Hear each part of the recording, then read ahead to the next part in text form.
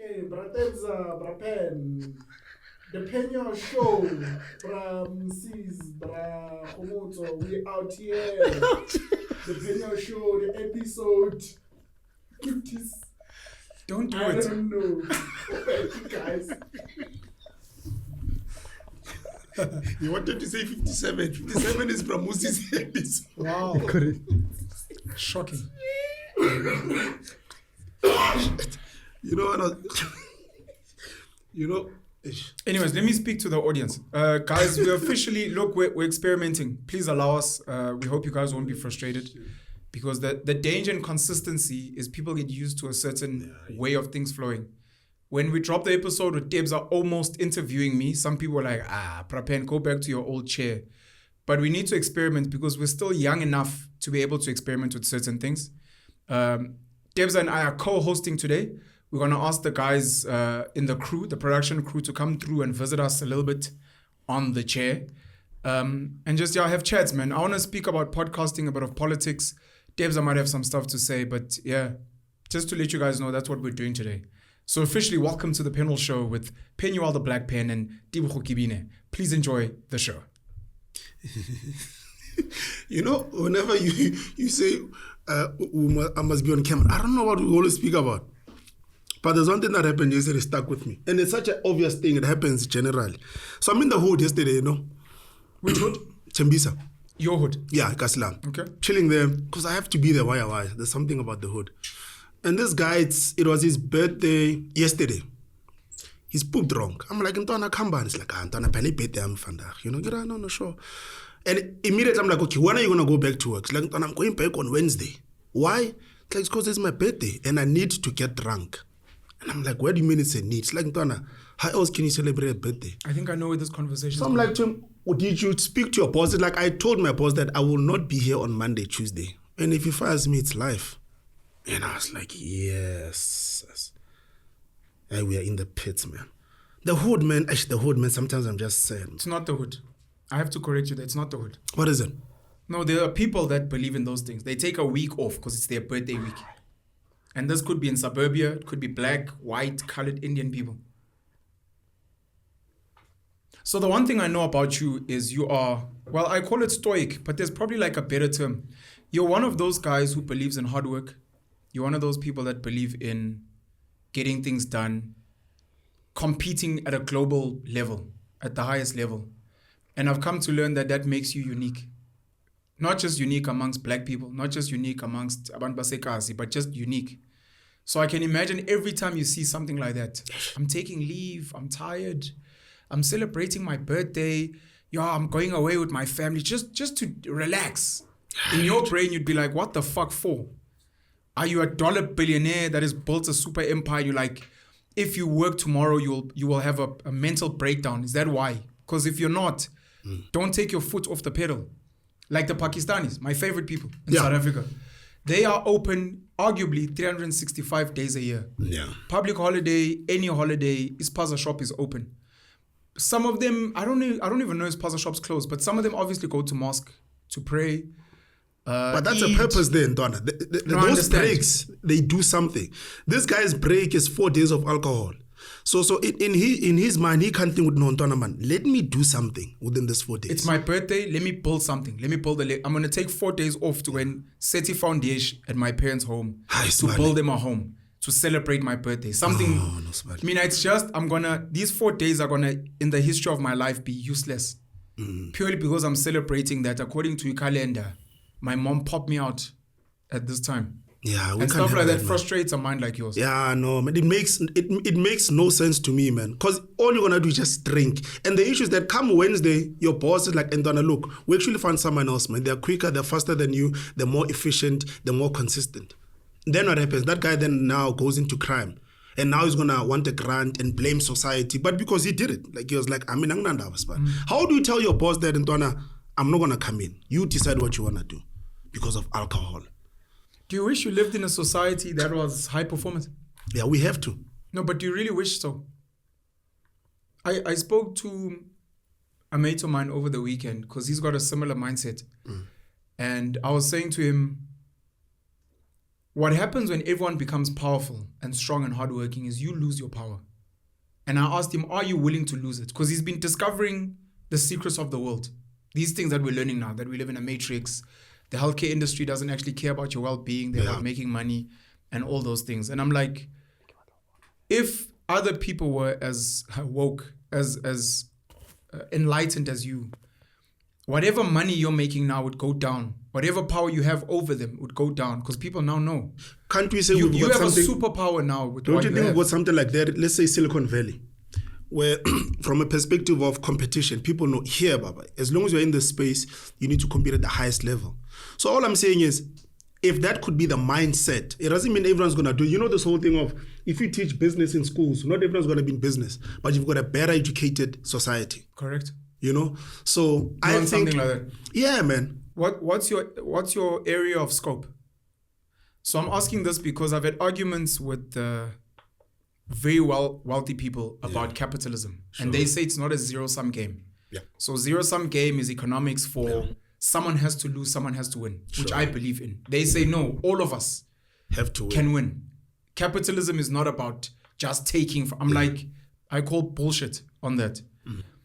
And I told them my whole thing is an area of scope. So South Africans want South Africa to be great. Sure. Like China. Yeah. Like the UAE, like Germany. Mm. And I tell them it has to come at the expense of someone else. Stellenbosch, Camps Bay, Mhlanga, Sandhurst, those neighborhoods become great at the expense of other people. China has become a superpower because we bought their Hong Kongs and today we buy their Huaweis and their whatever. You almost cannot be powerful unless you're sucking from other people elsewhere. The Muslims in South Africa run businesses and they are well off because the majority of black people are not running businesses. If the majority of black people are running businesses, we wouldn't need to buy from Indian-owned businesses. The same with ShopRite, Capitec. So they only become powerful because they are a minority. It's also the Jewish argument. There are 16 million Jews in the world. Yeah. But they can supply the 8 billion people. And when that money comes, we're discussing this with Gomotso outside, that you become powerful because there's a few of you and a lot of the consumers. So I'm asking, you speaking Silicon Valley. Silicon Valley is powerful because the whole world, it's San Francisco that sucks from the rest of the world. So your area of scope, is it South Africa? Is it just the company you work in? Is it just Itembisa? Do you just wish Joburg was a Dubai? And it doesn't matter if we milk the rest of South Africa. Yeah, you know, for me, man, look, I'm going to go back to, I guess, the most basic thing, which is what we speak about Lehomos at times, the whole thing of peridot distribution, you know. You cannot run away from the fact that, you know, only a few need to supply the majority. It's almost like it's embedded in nature. There's nothing we can do about it, you know. I just still feel sad about it. It's still just, I'm like, hey, man, there's just more we can do. But I know that's an opportunity, right? Don't you think you'd be bored if you went to like a city that was high functioning every day and where you're ordinary? Yeah, no. There's something cool about the fact that you're different and you push harder and you can outcompete. It makes you feel nice, no? Yeah. It allows you to make money. Yeah. Like but after some time you want to leave. But after some time you want to leave that space. Because after chilling there within 30 minutes with the guys outside, I'm like, nah, I'm going to go inside, chill with my grandmother, man. It's like, there's nothing to discuss here. Ignorance is $1 trillion industry. Yeah, 100%. The wealthiest people in the world aggressively fund policies globally that ensure that the education we get in schools is substandard. The media that is pumped out there is distracting and is destructive.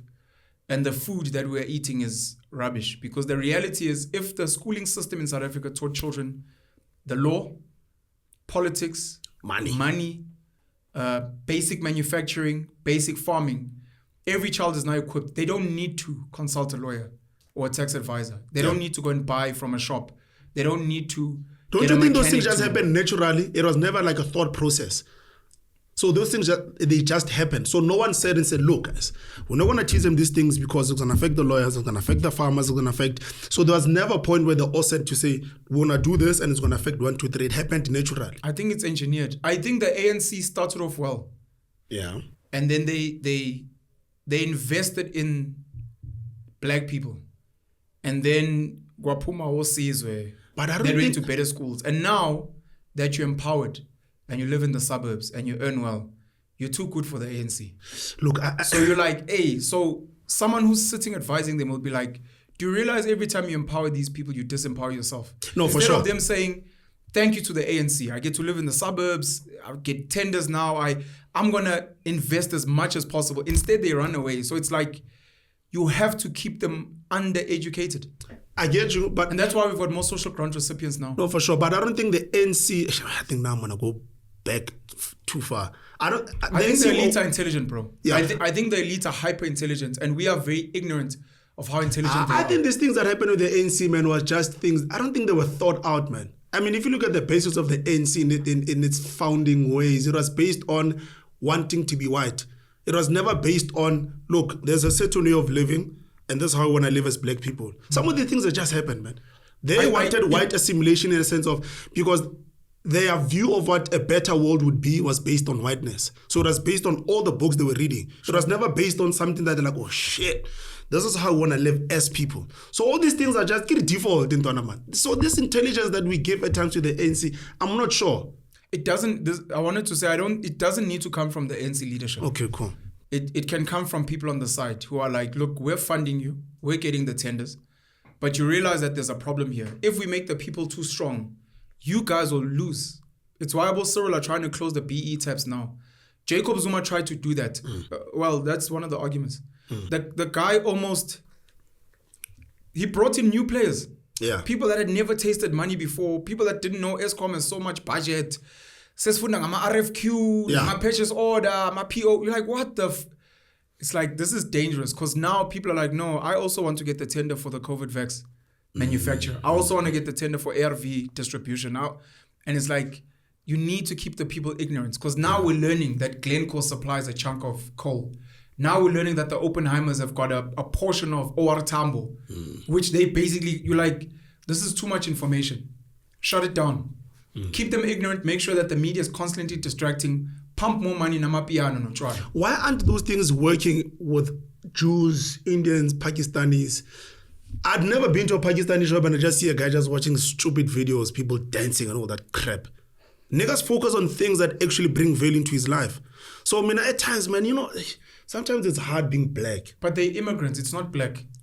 It's an immigrant mindset. Nigerians that travel the world have got a similar mindset. Yeah. So it's not a black thing. Black South Africans. Black South Africans who travel overseas have got a different mindset. So it's a township it's an black South immigrant Africans. mindset.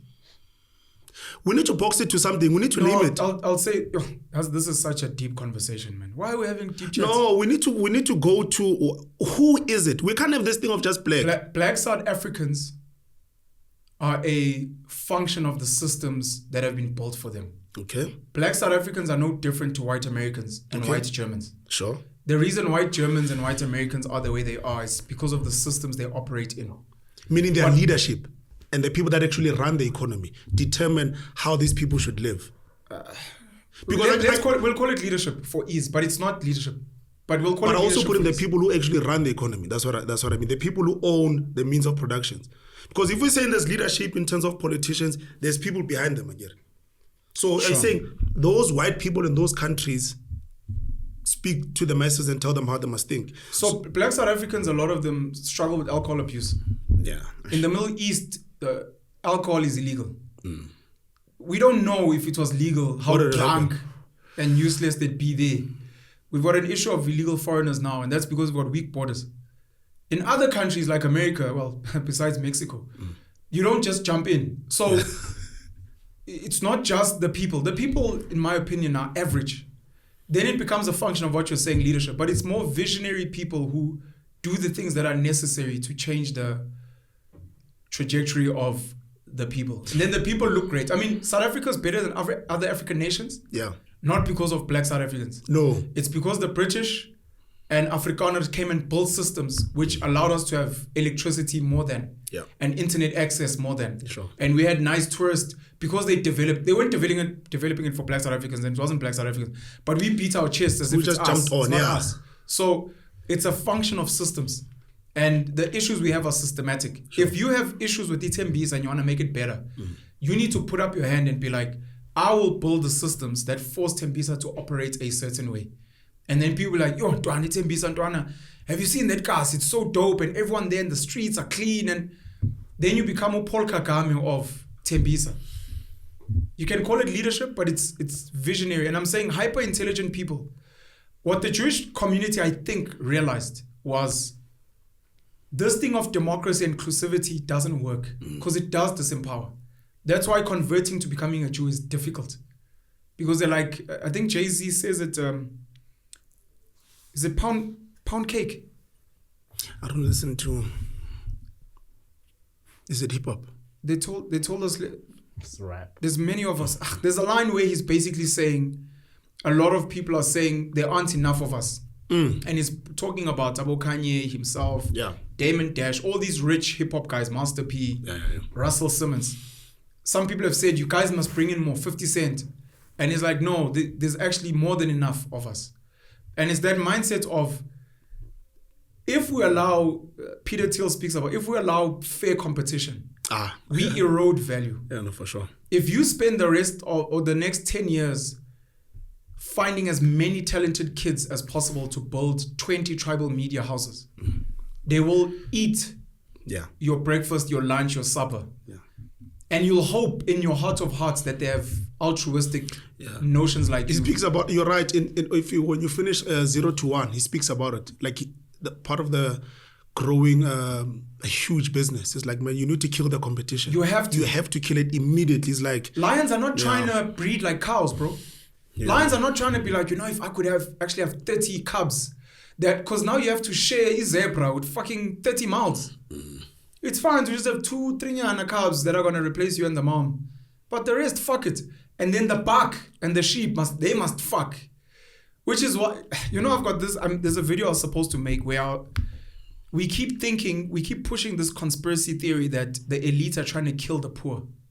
That's the theory. Bill Gates, malaria vaccines, COVID, the food we eat, sterilizing young girls that are 12 at school, it's legal now. Like, they're trying to kill the poor. And at some point, like, I had this light bulb moment that they are actually happy with the poor multiplying. They're trying to kill off the elite. You want to kill off the competition. If you look at the well-off, they have the fewest children. If you look at women that are empowered, that are independent, that they don't want to have kids, and they are the most good-looking, the smartest, the most qualified. They're the ones that have the mindset of I don't want to have kids. If you look at the woman struggling to have children, infertility, in vitro, IVF, wanting to freeze eggs, it is the higher quality people. Then you look at Abanbase, Lokshini, and the villages. They pop 8 kids, 9. Then you complain, Sasa grants and what? And it's almost like the elites are like, let the peasant class multiply because we can always use them. We can always condition their minds. But if we let Penuel have 20 kids, now that's a problem. That becomes a huge problem because now we've got more competition and they're competing with our elite kids. So we need to go to the same schools. Yeah, they're gonna be friends. We need to incentivize Pen to make as few kids as possible. And then Ujabu at the bottom, he can pipe as many kids because this is labor. And they poor and they sit on the corners, they're begging for jobs. So I've got a theory that we're actually looking at the wrong thing. I think the elite are actually trying to minimize competition at the top and not at the bottom. The bottom is easy to control. Because they need them as the labor. And that's also the ANC argument. Yeah. The more enlightened, educated, resource blacks we have, Musi Maimane, Herman Mashaba, he was ANC's left now to Duzane Zuma. Yeah. They compete with us. Julius Malema, arguably. They are competing with us. We're now not getting all the tenders. We're now not, because these guys now know better. It's like we can't have them. We need to have more social grant recipients. Because then they vote for us and they beg us. And as Cyril, I get to be king. And as Patrice, I get to be king. Does Patrice have a program to find the 50 most talented black boys and girls to build? Yeah. He's not. He'd rather have you play for Sundowns and pay you. He'd rather have you work for African Rainbow Minerals. You can be a good resource, but he'll never give you the juice. He'll never give you the juice and be like, I actually want you to meet my brother-in-law, Cyril. I want you to meet Jeff Khadebe. I want you to meet my wife. I want you to meet my sisters. And I want you to plug into what we're doing. Do you think the player is not going to him? It's not his responsibility to want that for the player. It's his responsibility. No, it's not his responsibility. The player should want to say, the player should be the one going to Motsepeli every single week. Pastime, like Spala. I want 1% of this thing. Your mindset is wrong. So the theory is Patrice was handpicked. Sure. To serve an agenda. Sure. Our Patrice and them are short-sighted and they're not handpicking people to fight their agenda. The same way they were handpicked. So the day Debs are no pen and someone else comes in, we're going to eat them because they're short-sighted. Okay. What the Jewish community has done, besides being exclusive, is they go and they find the projects that protect them. The Nelson Mandelas, the Cyrils, the Herman Mashabas, Open, etc. To be like, they won't become Jewish, unfortunately. But they will protect and defend us. And these guys are not doing that. To a point where tomorrow, the same people that handpick them will handpick Tlantla Lux, who will come and destroy him, and then we're fighting amongst each other, instead of having the foresight of being like, of these Sundowns players, of these kids, let me bring these ones closer and develop them for myself, which I think what Jay-Z have failed at. Yeah, no, for sure. He's failed to develop young kids who are like, bro, I want to pay homage to Hove and everything is done for me. I think DJ Spoo understands that shortcoming of let me empower Robot Boy and Upen and maybe Anota as much as possible so that if ever Ngiwa, Amachita can always, I'll never fall too far. They'll be like, hey, Grootman, relax. We've got you because you put us on. But if Cyril and Patrice are closing the taps, the day we come in, like what's happening with the coups, the latest whole one of is in Africa Gabon. Crew, Gabon, Mali, Burkina Faso. What's the other one? Gabon, Mali, Burkina Faso. There's another one. I've forgotten it. But Niger, and Niger's the other one.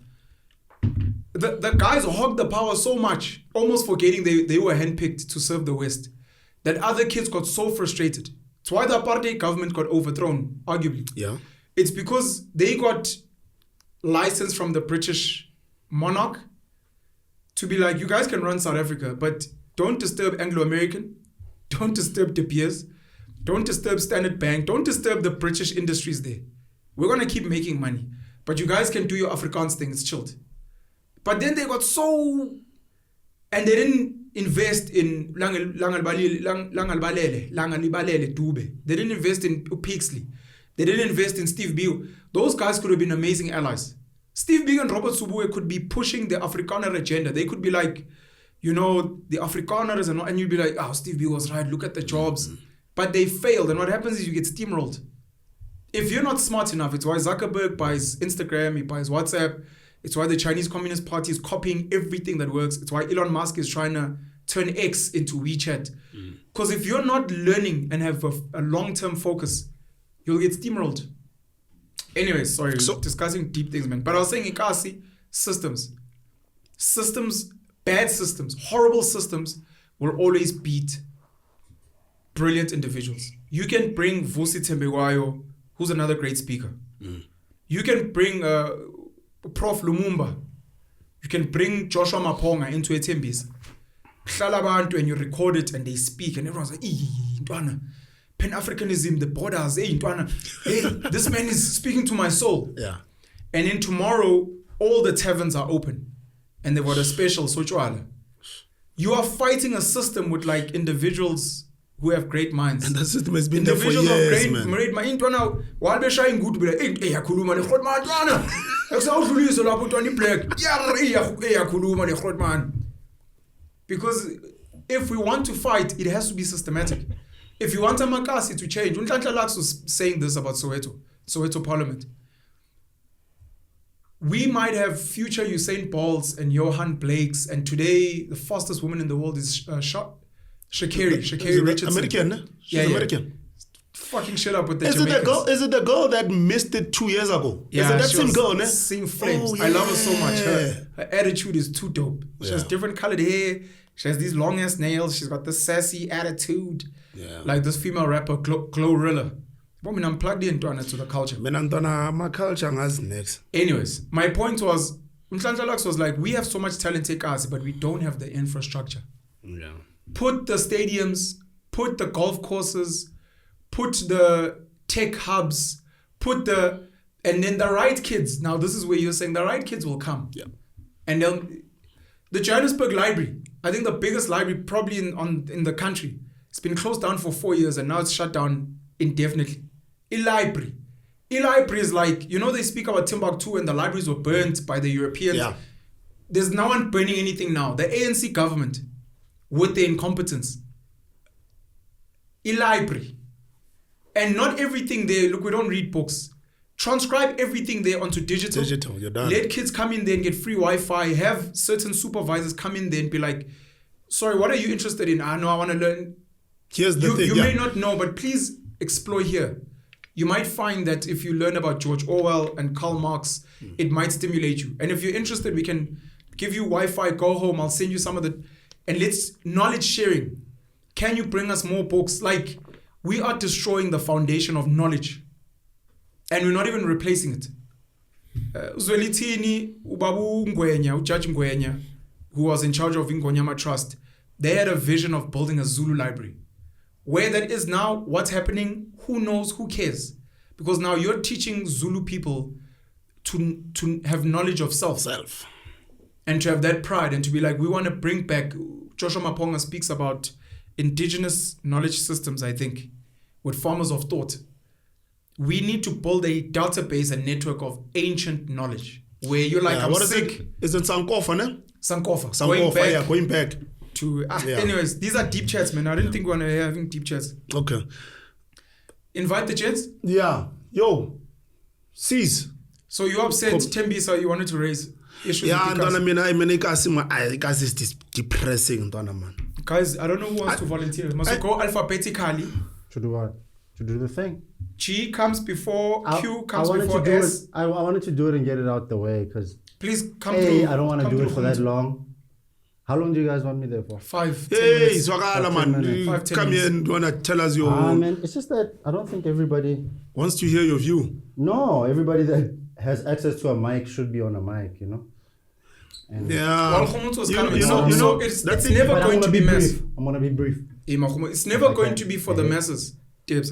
What's important, this thing we're speaking about now, what's important is you are different. Okay. You can see, you've learned.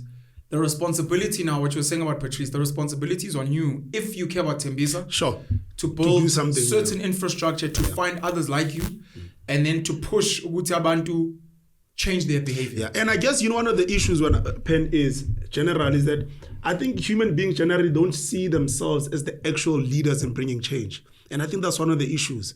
It's almost like we want to say the issue and then pull back and say, look, someone else has to do it, man. Sure. I just identified it. Amen. So someone else is you, I'm telling you. Sis, I don't know if you can pick up Gomotso. I can. Or do you only pick us up? I can. You pick him up as well? He's got a mic on me. Gomotso, I hope you're good, bro. How are you? I'm good. How are you doing? If you can please introduce yourself to our audience, who you are, where you're from, what you do at the Penuel show. Yeah, I'm Gomotso, man. I shoot. Surname? Morobe. Yeah, I'm from the Vaal, from Sebokeng. Yeah, I'm a shooter. I'm a shooter, man. Sometimes I cut, But, I'm a colorist. Sometimes I shoot, sometimes I cut. I color, yeah. These are the basics of what we do. I mean, there's a lot of words that we can use to describe it, We can get very complicated about it, but the basics of what we do is that, man. We're in the media game. We try to record. We try to put together ideas on footage and distribute it. There's a young Gomotso in grade 10 from Sebokeng. Mm-hmm. He just heard you speaking high level and he actually doesn't know what you mean. So if you could please speak to Gomotso in grade 10 in Sebokeng. Wow. This is what I do, kid. This is actually what I do. I came from your hood and this is actually what I do. And if you're ever interested, this is basically what I'm doing to simplify it for him. Okay. All right. So all I'm doing is this. The pictures that you see in front of you on the TV, I have the camera that records those things, and I press record. A lot of people can do that. Yeah. You can do that with your phone, right? Your phone can do the same thing that my camera does.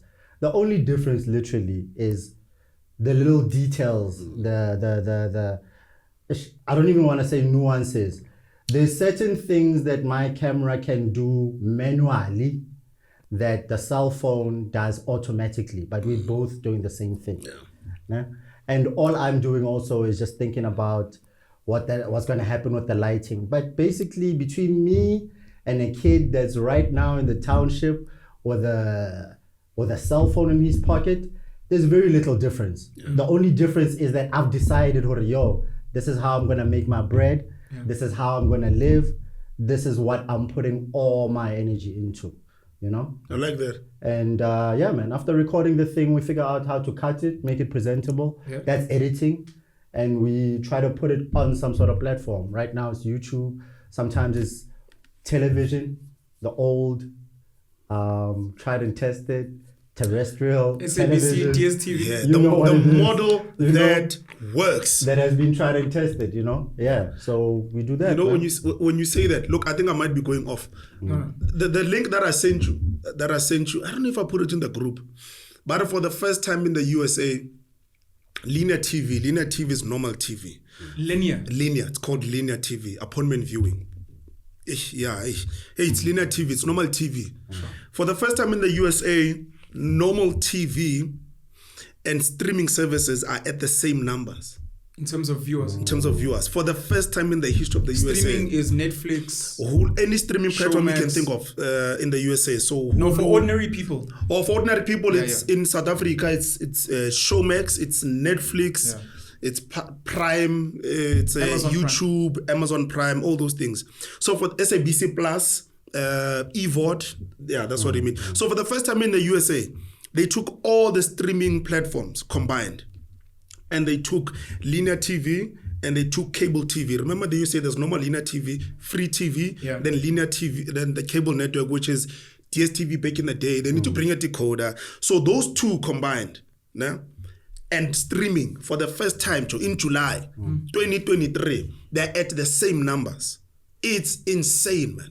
There's a serious takeover that's taking place. There's a serious shift. And then when you look at, this guy speaks about one of the things that's keeping linear TV and cable TV in the USA still working is the fact that pharmaceuticals still believe in advertising on linear TV. But of course, so he says if they cancel the adverts on linear TV and cable TV, it's done. Specifically pharmaceuticals. Pharmaceuticals, which means they spend the most money. They are 75% of the advertising that comes 75 in America. In America, 75% of advertising. So tell me something. So are you saying that right now, literally, American cable TV is a glorified infomercial for pharmaceuticals and 75%. If those stats are true, 75% of the adverts in the USA are pharmaceuticals. We don't have the numbers for South Africa. No, I don't have the numbers. I think that's a challenge for us in the comments and for anyone to be like, but I can tell who you are the biggest advertisers on South African mainstream TV, and then maybe we can look at I can tell you the brands, but not necessarily maybe the industry. So if you look at, I'm sure Unilever is one of the big ones. Unilever, FMCG, Unilever Standard. You look at the products that would stay soft. Coca-Cola, I think that's all McD's, FMCG, fast-moving consumer goods. Standard banks, consumer-based. Yeah, no, they are huge. Ours is not pharmaceuticals, funny enough. So we are those. The way you put it. So I think over time it will change, because even when you put in budgets and you say the ad is going on TV and you're like, no, and you differentiate that, it's like, no, it's going to go online. The budgets are completely different, man. You can go from a budget of 4 million for an ad for a bank, for TV, and that's just for to shoot the ad. And now to advertise it, the most expensive slot in SA, probably, Buzalo, Skim Sam, Generation slot, those are the most expensive slots. You're paying premium money. But if you say to that very same bank, look, man, I want to put it on YouTube, they're like, nah, the budget has to be 100,000, man. Because they still don't believe it. But right now in the USA now, with those stats, you're able to say, but no, guys, you're like, no, guys, this thing is exactly the same. Same numbers. So we need to figure out, what does that actually mean for the USA now? Because we are a product of the USA in how we live in SA. I want to say this before we get back to Gomotso. I saw a tweet by Anele Mdoda, the host of the breakfast show on 94.7. She was laughing. Okay. Where are the people now who said Twitter Spaces are going to kill radio? She laughed. A lot of likes, a lot of people agreed with her. They know where to be found, etc. And I decided to comment, and I was like, if people had to pay data to listen to radio, I don't think people would just choose radio. They wouldn't. And that becomes one of the arguments for me for why we need free or very cheap internet in this country. Yeah. Because I know, last I checked, South Africa's got the most expensive internet on the African continent and one of the most expensive internet globally, which is something that our government is meant to be dealing with, but they're not for whatever reasons. I can imagine in first world nations, America, parts of Europe, the reason streaming can't get to those numbers is because of, you look at the numbers of Podcast and Chill as arguably the biggest YouTube platform. Yeah. And then you hear that in South Africa broke a record on SABC3 with Bonang hosting there. And when you look at those numbers and you compare them with YouTube, you're like, imagine if our episodes were free to air like radio. Because free data gives you freedom to choose what you want to watch. That is the and we don't know if people would choose radio. So now if people choose radio because it's free, I'd like to argue, and SABC outside of TV license. But now if you were to tell people, look guys, unfortunately no mahala anymore. If you want SABC, you must pay. If you want DSTV, you must pay. If you want to listen to Ukhozi FM, you're gonna have to pay maybe 50 Rand a month. People might be like, let me actually look at my options now. Before I didn't have. This is all I have because it's cheap. I can play it the whole day. So anyways, I just wanted to say people don't like paying general. There's a complication to what you're saying. I think you're using stats to make a conclusion that I think is unfounded. Like if you look at the I'm gonna give you, I don't know where this conference is gonna head, but if you look at the biggest artists, when they release whatever, whether it's merchandise, whatever, those guys can't even sell 10,000. But they've got a following, 20 million, 5 million people, and you're like, our platinum in South Africa at some point went from 30,000 to 15. I don't know if it ever went back to 30,000. Yeah, they kept adjusting it, man. Yeah. They kept adjusting that. I don't know what it's at now. So 15,000 copies, boy. You need to put 30,000. You need to put a serious value for someone to spend, like a hectic value. There's certain things that people spend on irrelevant whether they've got money or not, which is alcohol. It's simple. Which is bubi, the rice, those things they make sure that they get. But once you put in something that they need to think about, I know a lot of people, man, even in this influencers, whether it's photographers, they're like, come to my space, I'll shoot 3 pictures of you. Hey man, 5 people rock up. I think people don't pay because number one, they don't have money. And number two, we haven't explained what paying does. I don't think you've added value. It's an education thing. I don't think you've added value, man. I think it's an education thing. To be honest, I don't think it's a value thing. McD sells a lot of pub food. Yeah. But the value is, my man, we're going to give you it's not value, it's systems. But we're going to give you in 5 minutes. In 5 I minutes, you're going to get this thing now. The value there is time. You agree? Yeah, but it's a value. value. You think people go to McDonald's because of the time? Yeah. They don't go there because of the food taste. It's definitely not the taste. No, it's not the taste. It's time. You think it's the time? Dude, when I came here, not convenience. No, but time is convenience. It could be time, but it could be accessibility. Depends because McDonald's is here. Like where it's at. And but those are the values, Pen. Those are the things that they're selling to you. I'm everywhere. At any given point in time, you'll find me. I'll be open. This one closes, it's 24 hours on Thursday, Friday, Saturday, Sunday. They make sure. So I think most people, most influencers, they haven't given enough value for the product. That's why most of them will start something. There's this huge girl who they say she's a makeup artist. I don't want to say her name. That girl hasn't sold any product. She realized that, hey, damn, my people are not going to buy this thing. It's Yenzi's favorite person. Yenzi loves this person. I remember you took me to her Instagram the other day to prove a point. Where is she doing makeup? And then she realized that, look, I would rather go back and be a slay queen. Because I'm realizing, damn, people are not going to buy my products. So as long as you're not giving people value, the Pakistanis give people value. They tell you when I open from 6 until 10 p.m. Yeah. Cheapest price in the hood.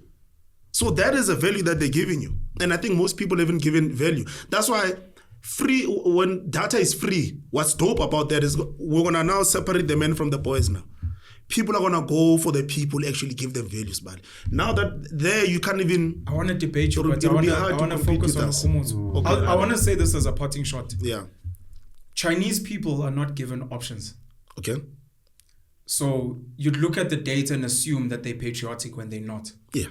And I think if similar systems were built in South Africa, you might see people spending. It's just they are given to what you're saying, the freedoms. And if our government, like the American government, etc., were to pump enough into Nando's, Chicken Licken, and Steers, which are South African brands, and make sure they have the same placement and the same systems, we'd have a different conversation. And I don't know if it's necessarily... Anyways, sorry. But wait. now but we wait. debate. You guys, But wait. you guys Sorry. are horrible hosts. I'm gonna get my coffee. Can I get my coffee? Yeah, you can I'm get gonna your... my But wait, coffee. depends. Gives us fault. But It's depends. fucking Wait, gives us... wait, I said wait, my listen. parting Let shot. me tell you something. Dude, everything is based in value. There's a reason why most people spend on alcohol.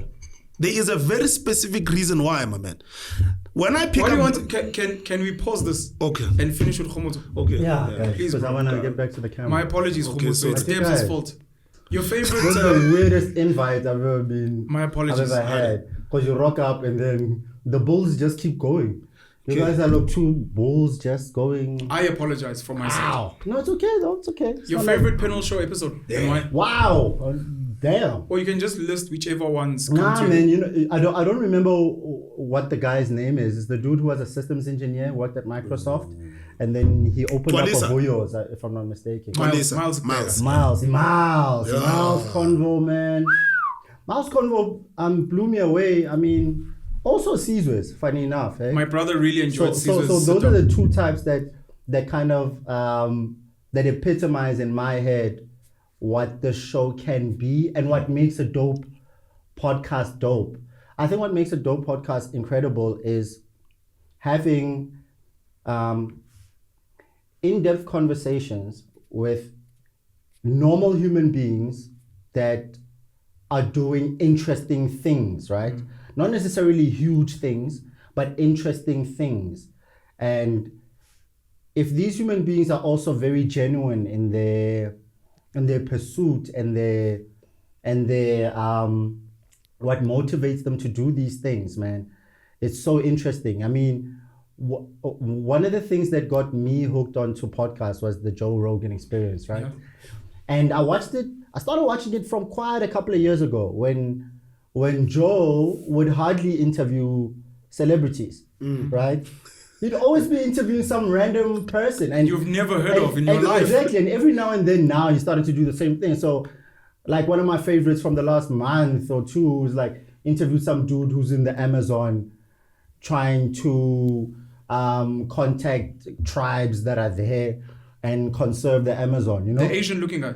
Yeah, Asian Yeah. looking dude. And then there was also another one where he's interviewing a dude who hunts pythons for a living. Like, it's just random things. And so it's always dope when people that talk on these mics open up my minds to more possibilities. You know, that's always incredible. Like, if you rock up there as a celebrity, and not to knock celebrities, right? But if you rock up there as a celebrity, there's very few new things you're going to say that where I'm going to be like, wow. The interesting things about listening to celebs a lot of the time is almost this wanting to know what's happening inside. But that information is never new. It's like the biggest thing the celebrities tell you is that, yo, I'm just normal like you, man. I go to the shops. I'm like, alright, so what am I supposed to do with that? And, you know... So celebs have no value. That's not nice. Celebrities are mainstream media. Wait. Certain celebrities. Certain celebrities on certain platforms saying certain things don't add additional agree value. with you. Because the thing with a celebrity also is that you have to realize we are already celebrating them for the thing that they do, right? So let's say that you represent, you're acting. Dude, I don't need to know anything else about you. It's like Leonardo. I don't need to know anything else about DiCaprio. Yeah. It's like R. Kelly. Sorry. Whoa. What? Whoa. Sorry. I wanted to add something here. I just wanted to get this guy's surname proper. But that's exactly how it ended up what it is. We wanted to know too much about Mr. Kelly, you know? Yeah. No comment. Do you guys know a guy now you called do, yeah. Sydney Matlako? Let's see his picture. This guy here, you can pause it around. I just wanted to get his surname correct. So I bumped into Sydney. Where's the song? I bumped into Sydney last week. He's an actor, presenter. I think he might work in production now. But when I met him, he was wearing a cap. an Ironman cap. You know Ironman? Ironman Marvel? Ironman? Do you know Ironman? Yeah, I know Ironman. Sizwe knows Ironman. You guys are embarrassing. Ironman, the competition where people are tough. So Ironman is it's a triathlon, right? They swim in the ocean. Okay, wait. No, you're wrong. Because we had this conversation yesterday. Was it last week where we said that specific name? What does it mean?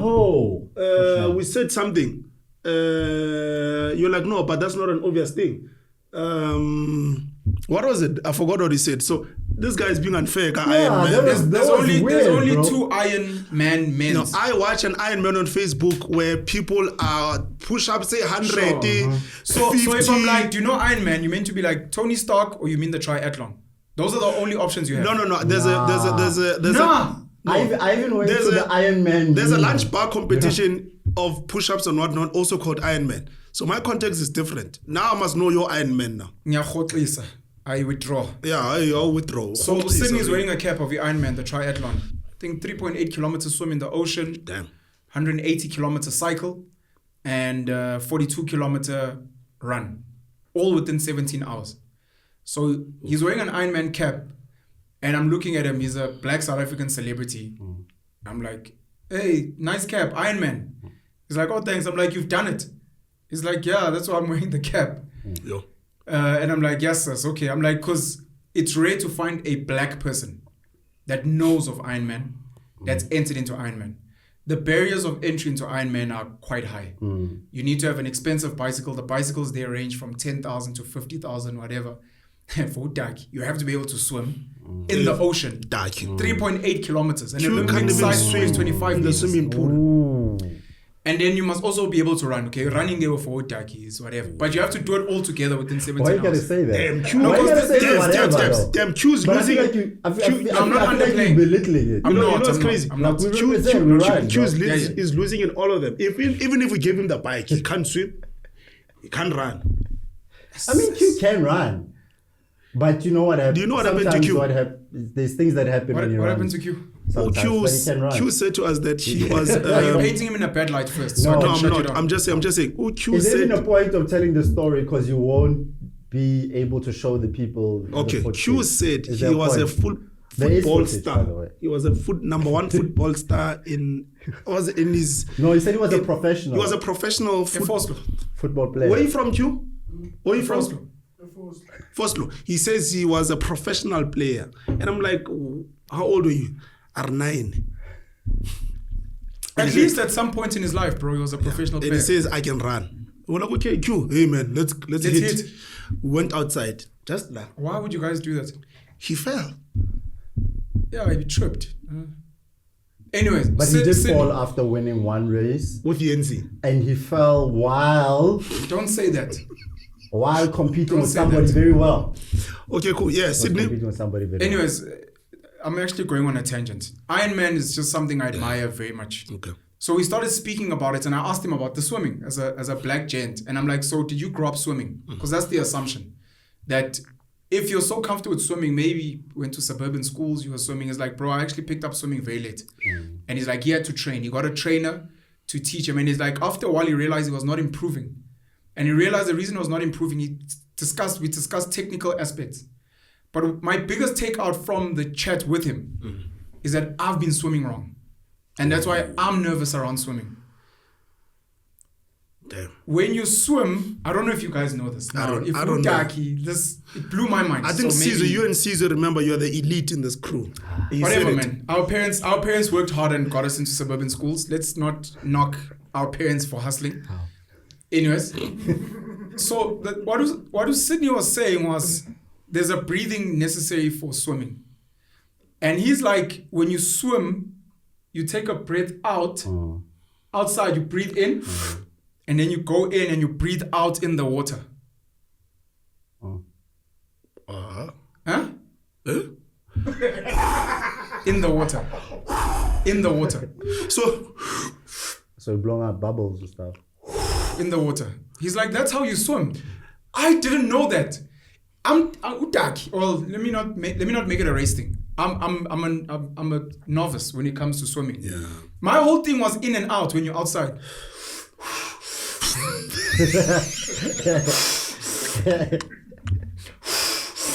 He's like, you don't do it like that. And he spoke about lactic acid. He's like, that's how you develop lactic acid. You're meant to breathe in, out, and then you... And he spoke about your body going down, and don't panic. You're gonna... I'm like, it's those things. My point to what you're saying was, if we're gonna bring celebrities, politicians here, my hope is always that. Can the guy give us something new? Not how our auditions, when you got onto that show, people can go and see that somewhere else. Can you come here and can you tell us something the way a person who's never heard of you? Who's Leonardo DiCaprio? Who's this guy now? Look, my name is Leonardo DiCaprio. I never won an Oscar, but I've had great movies with Martin Scorsese, and I just really like young girls. I just find old women are annoying. Why are they annoying? No, these independent... Hear me out. These independent women, they come with this mindset. At least with young girls, they still ambitious, they're flexible, they have a youthful view of life, and I need that. It's the reason why people like playing with children. It's because children have got this energy of, you can be a superstar. So when I'm dating a young girl, she genuinely believes in me. The older woman has got problems, she's been hurt. So you're sitting there, you're like, I've never heard of this Leonardo DiCaprio. I'm going to go look up his movies. But he mentioned something so interesting about what happens when an older guy dates a younger woman, and that the mindset, even when you get home, is fresh. She's telling you what's new in the streets. She's playing you music you wouldn't listen to. When you're around older women, you men, Valley, you annoy us, and you guys lost. And you're like, do I need this energy? And someone's like, okay, that was interesting.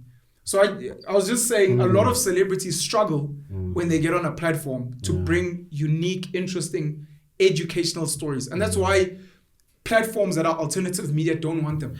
Because it's like, do you really want to invite this politician to be like, we need to sort out the load shedding and the ANC is corrupt? You're like, tell us something else, bro. Tell us, we've come up with, if you guys know nuclear, a pellet of nuclear that is used to create nuclear energy is the equivalent, I'm going to make up a number, but just to paint a picture, it's the equivalent of 40 of those 32-ton trucks of coal.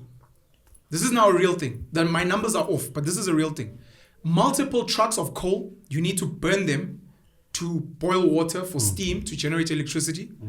With nuclear, after you've taken the uranium, the yellow cake, and you've fusion, whatever it is, you come up with a pellet. Engag, I have it. It was given to me in Russia. This pellet, when you burn it in the reactor, it's like a pot that you... I'm good, thank you. It's the equivalent of that. If, and it is cleaner guest in room than coal. 306 has checked out. Now you want someone who's going to come through and so be like... we expect that from celebs. I'm going to speak about politicians now. Don't do that, Kader. Don't do that. Celebs must go nuclear. But I'm just saying that a politician comes to you and tell you that story. You're like, I don't like him. I don't like her. I won't vote for them. I think they're rubbish. I think they're... But you're like... I just learned something new. The next time I hear this lady, this man is on a platform, I'm gonna watch because I might learn something. And a lot of these people struggle with that. I guess though, like you speak about Joe Rogan and how you got into podcasting. No, I just wanted to say in their defense, the celebrities and established personalities, it's almost like they have an image to try to uphold, and that is the same image that they use for their livelihood, So they must be very protective of it, what I mean? Know your best hits, bring the classics. You know what I mean? We don't need to know what song you wrote last week. Which is interesting when somebody like Waras does what he does. Because Waras came here, he sat down. That app was fire, man. He annihilated it, man. Like, he was on another level. He was live, bro. I've never seen somebody come in here and take you by the washings like that. And he was like, we are both doing this podcast together, man. I'm in this podcast. He was live, man. And I don't know how he did it. I still need to maybe break it down, but that was so fresh, Do you think you're a podcast purist? More than the average. There are people that are getting into podcasting now. There are people that have been. I want to ask my question. I want to say that because my follow-up question is going to be, do you think currently, maybe not later, currently, podcasting is meant to focus on alternative? Yes. And not so much mainstream. It's meant to focus. Yeah. Like, for example, to what you're saying, you've got a podcast platform, it's alternative. Why are you doing an average interview with an average celebrity? Oh, yeah. No, most def. I mean, there's certainly a weird shift that's happened with... Okay. There used to be clearly visible content that would live on podcast or an alternative online media more than on normal terrestrial TV, right? And then what's happened through the years, it seems as if this alternative sort of content has been polished, to make it fit into the structure of terrestrial TV. And what I mean by that is that people started to segment the conversations, for instance, make space for ads, right? So the structure of the thing might change, right? So you'll find it with like Kevin Hart's content sometimes, they'll format it in a certain way, which is also okay, because I guess what was happening is that people were just making space for the big money, which is ads, right? Yeah. In your format. But then it also then started to change even more, where it started to feel a bit more mainstream. Yeah, man, TV, man, and it's very strange, bro. It's very strange. So there's So you a believe it couple must of be an podcasts- alternative? Eh? It has to be an alternative. There's something about it that's definitely an alternative, and Joe is a dope example of that, because even with the amount of money that's been injected into the show, He's still been able to keep it to a certain extent very Joe.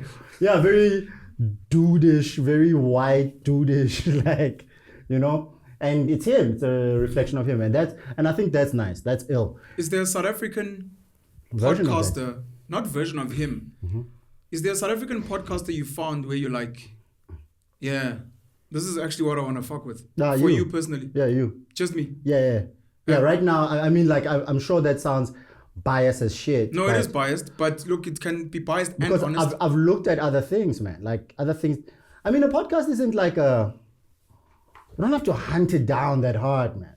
You'll see it once and you'll know, okay, I can fucks with this. Yeah. I can pay attention to this, I mean, if you think about how you've come across a lot of podcasts, it's either word of mouth, somebody says something, or you bump into it somehow in your algorithm and you're in. But it's never like a hard dig. Now that question And is I so haven't it's hard. found- It's hard though, because I think some of us we are polluted a lot by, for people who've been following the podcast for years, which is most of us in this room. It's hard to find a genuine podcast in SA, man, because of the pollution of the US podcast. Like it's very hard. Because most of them, they're just a replica. They're just a copy paste of the US ones, So it's hard to find one where it's like, oh man, it's just pure, it's genuine. You switch on immediately, it hits. Because of what we've experienced in the USA. Yeah. And because of what Joe has actually done. Joe would take a guy that's just want to speak about sound waves. And you just glued. You also don't know why, but you just glued. Because it's just genuine. So in SA, I think what SA is going through, I think it's like in any country, James, like what people say even with our democracy. We're just going through what we need to go through. We're going to find what we actually need 50 years from now. So I think even in SA, within the podcast side, it's like we're still trying to find it. But I think what we mustn't, we need to fire people that are doing podcasts for them to be mainstream. We need to find. We need to fire them. Fire, Or we yeah. must just cancel them. So my concern, when the podcast looks like it's mainstream, must be like, but no, man, you're killing us. a person who did that well, sorry, and she's brilliant. I love her very much. Rilebogile Mabotja. Yeah. Her podcast looked like this. Is this from SABC3? Yeah. It was ready for mainstream. No, but wait, let me tell you about. No, I'm not talking about firing her. I'm talking about to what you're saying about this looks like it's made for TV. So she did it quite brilliantly. It is made for TV. Yeah. So her I don't know if people, but anyway, it's fine. It's like the deal, yeah. You shoot something for SABC. Yeah. Then after some time, so her deals, if I'm correct, that you put it on TV. Then after some time, you put it on YouTube. Oh, okay. So it was. It was for TV. Oh, it is for TV. And you're saying other people that come through with that feel of the Oprah show, you're like, don't be here. We can't. Go on brother. mainstream. You can't. Just bulala abantu laba mfana. This was my one big concern when working with you and you guys. Yeah. The mainstream mindset, which is why even when guests come here and the intimidation of the cameras, it goes against now. You want to get to someone's crib? Are you hungry? Would you like some eggs? Yeah. You like something to drink? Like, what do you drink, bro? Like, chill. Do you want to smoke a blunt or let's talk? It's just me and you. Maybe we've got Q, Jamie, whoever at the back, but it's just, bro, please just relax.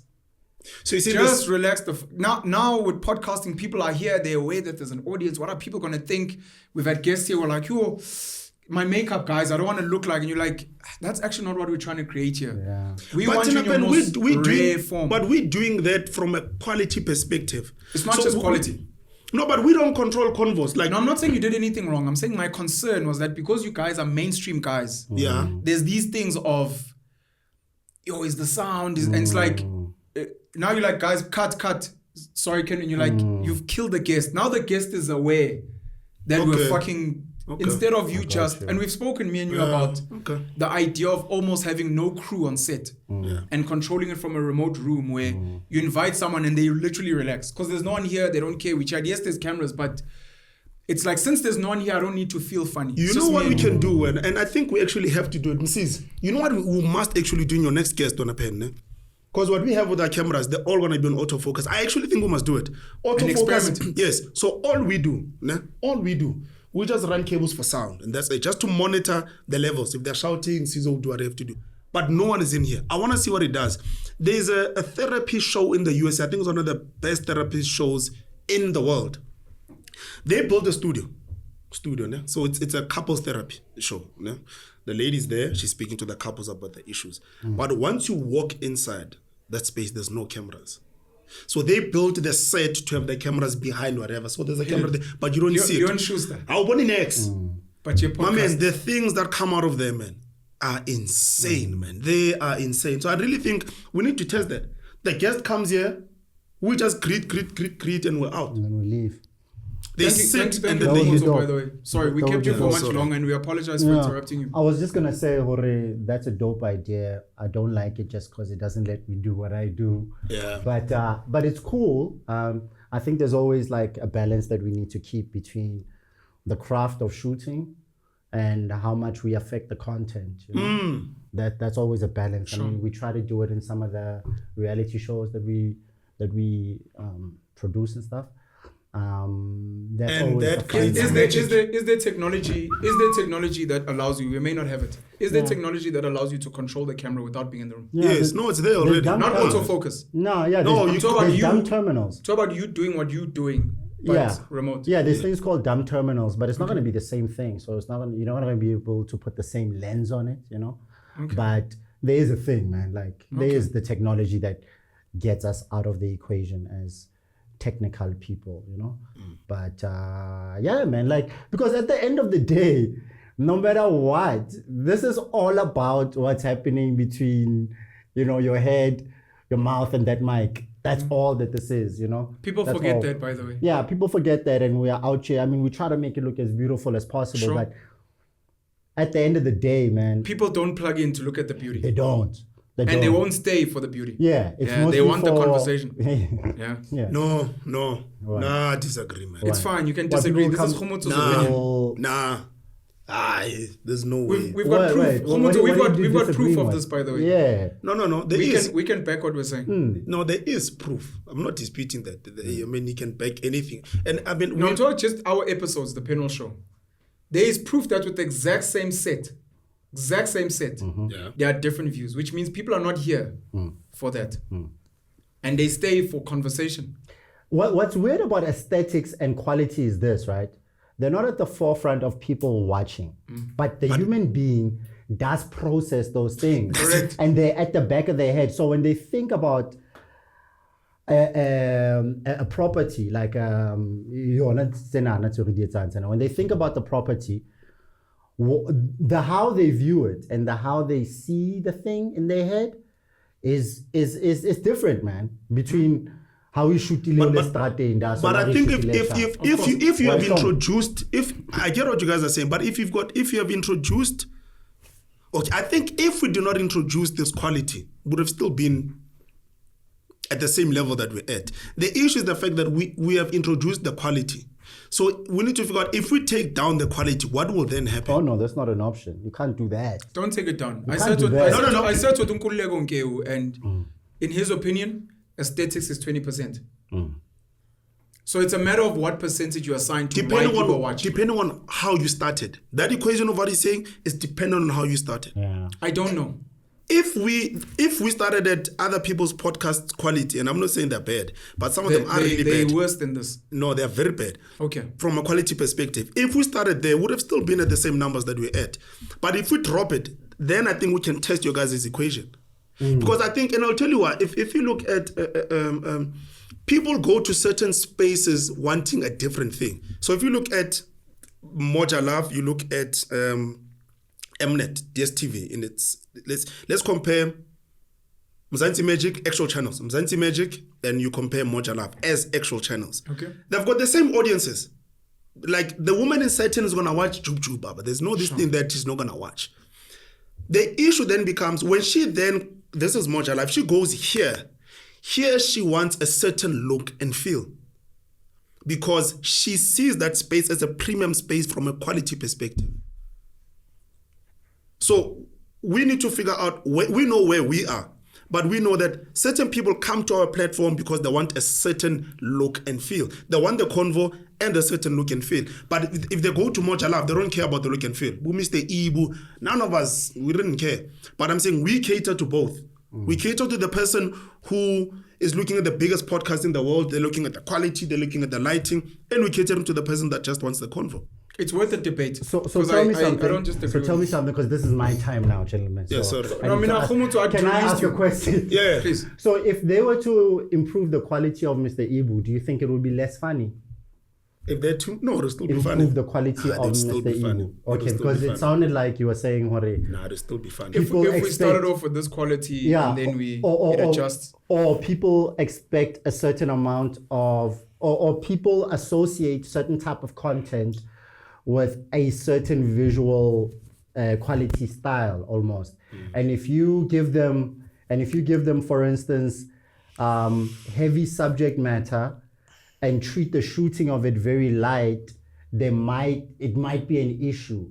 Whereas if you treat it with, like, you know, the right amount of gravitas or whatever, people would kind of respect that more. You know, I think it depends on the thing. I guess for us, and I always say this to Pen, our issue is the fact that, not an issue, okay, I'll use the word issue, but it's not the correct word to use. Our issue is that we're a production company.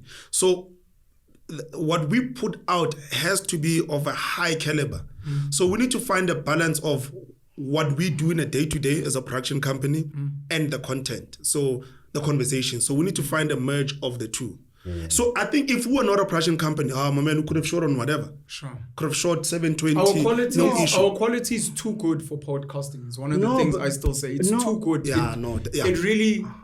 It doesn't mean much, but I'll use this stupid example.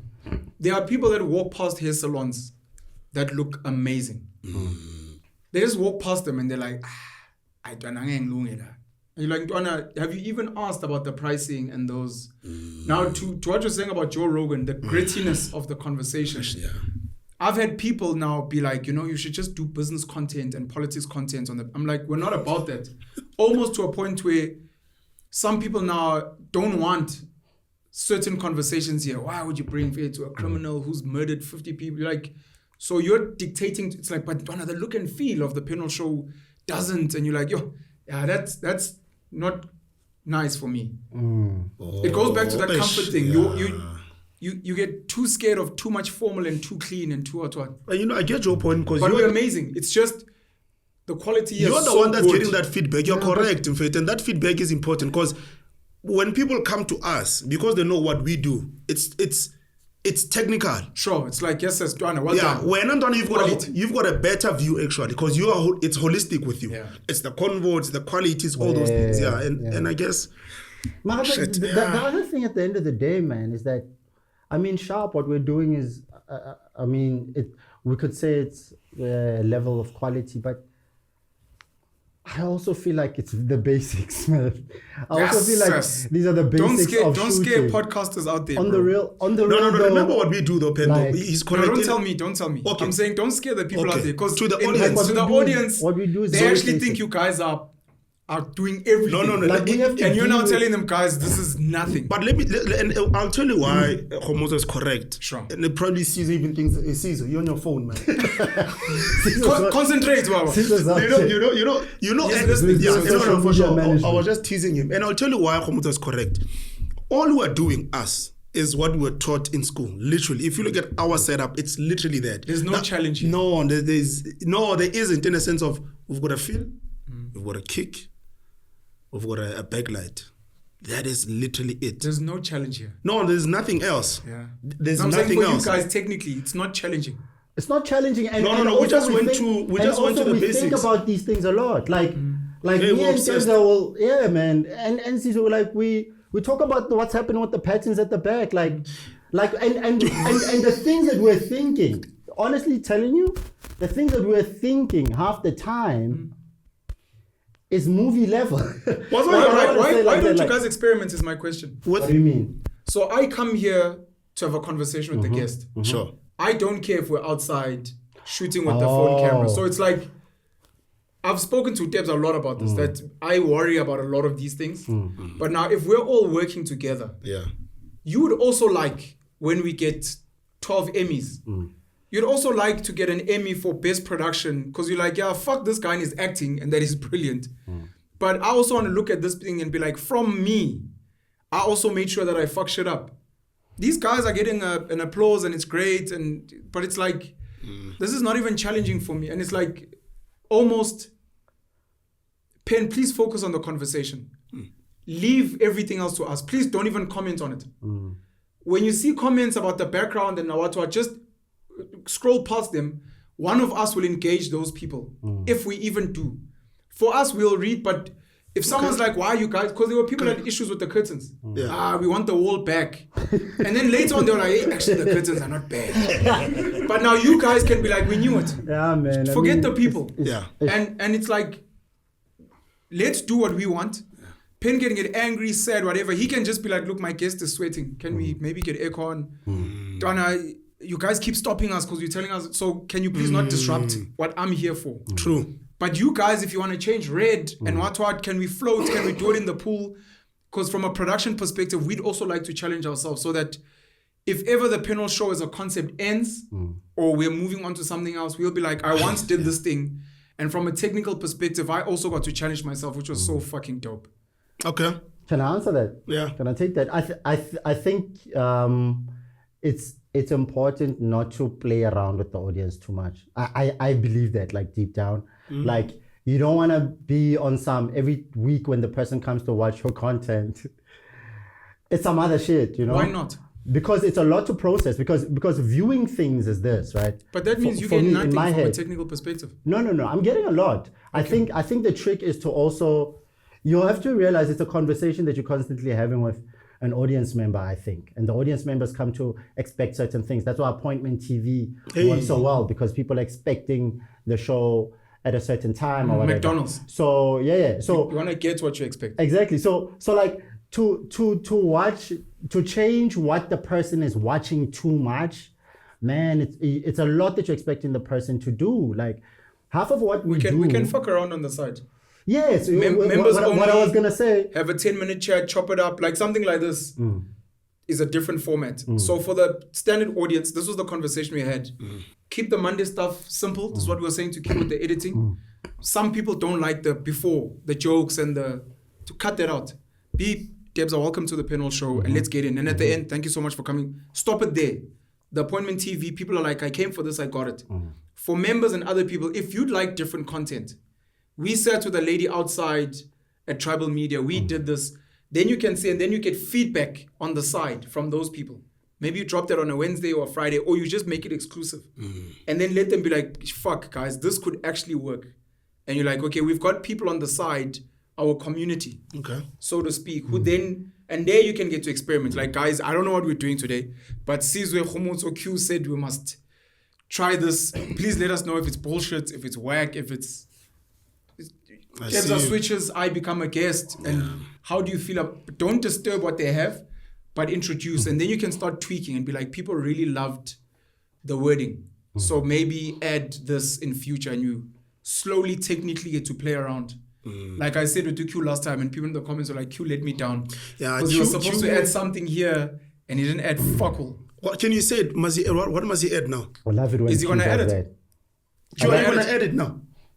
He's not gonna edit. Q, who's speaking to this guy? We'll speak to him when he comes here. Gomotso, sorry, we kept The you thing for is, long. it's not fair though because Gomotso's enjoying the seat. like Gomotso's we just, enjoying yeah, this I'm guy. gonna move. No, don't move. Oh, no, I'm Gomotso's gonna enjoying the move. seat. I think I'm good. Like I must be careful not to get too comfortable on this side of the cam. It's very like I'm good. I all was the gonna say honeys are here we must. in front of the camera. We know Q's No one favorite. cares about production. Q's favorite. Hey, you know I episode. work at the Penuel show, Cap. The fuck? Stop lying. We've never seen you. It's like, yo, but that's my back. Every time at the end of the episode, you see Mkokoto. that could be anyone. You You know what I find interesting Gomotso about was saying something. Oh, I sorry, interrupted him. Nah, Sorry. no. I think I'm done with you guys, man. I'm sorry. Can I be out? I'm so sorry. Like I'm over this. We were I'm still over speaking this. about the technical stuff and experimenting on the side and Q No, editing. but hey guys, listen. There's a lot of options. These other styles of shooting will be done.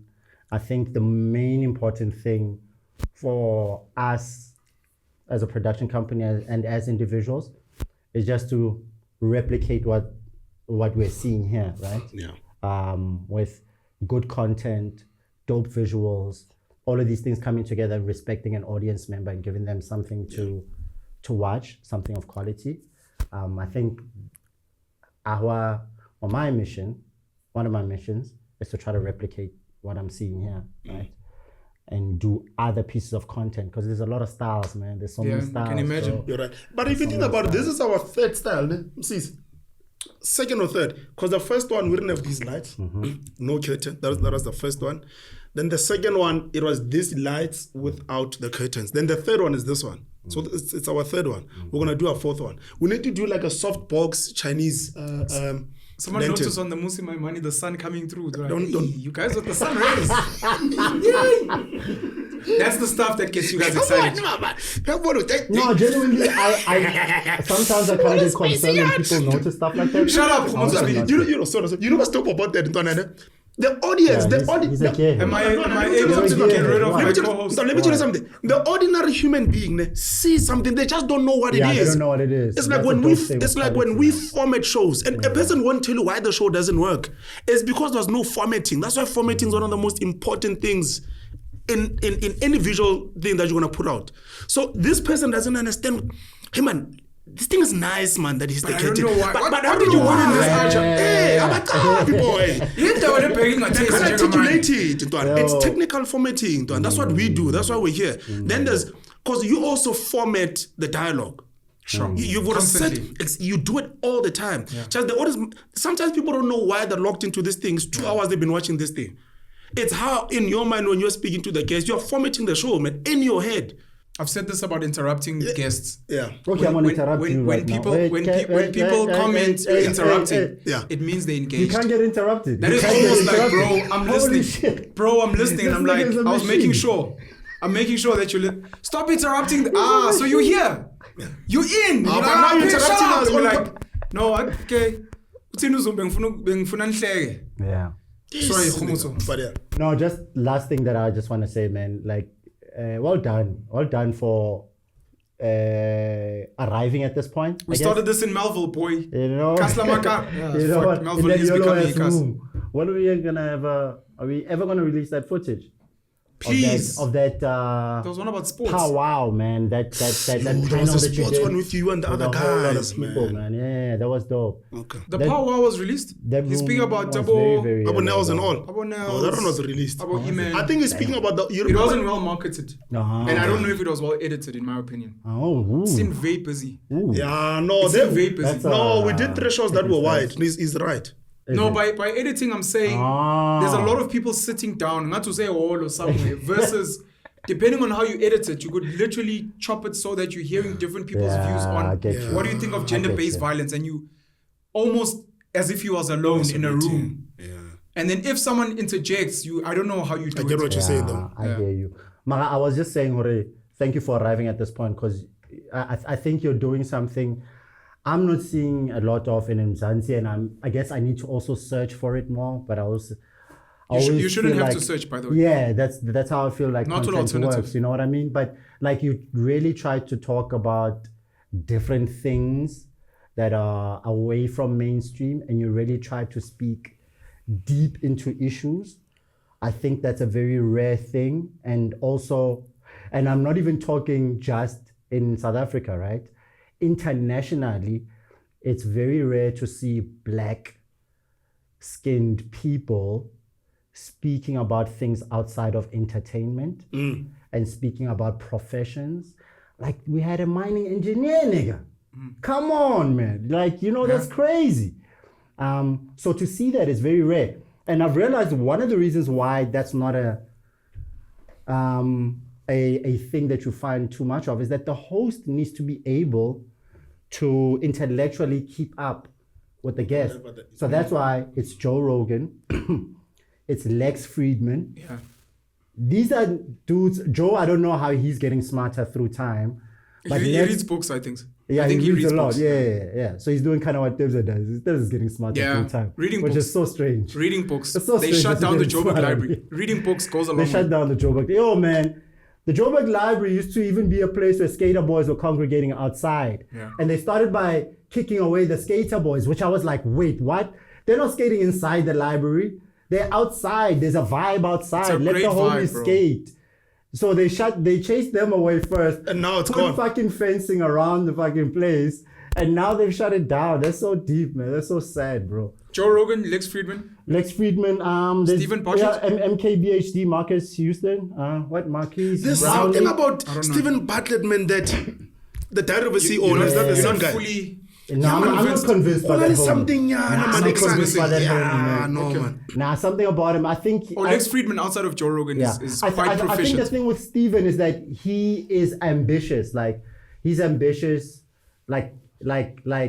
So he would go mainstream anytime that he wants. And I think he's also always trying to get people to cry on the fucking show, which is so strange. Do you Someone- think You know, he's Stephen Stephen Bartlett is Bartlett. trying to build a business? Yes. Maybe that's I mean, what's that's why he coming. said Which it. is okay. He to build launched a the business, book again but last week. Yeah, man, it's just too much. He launched the book last week again. That of a CEO. Yeah.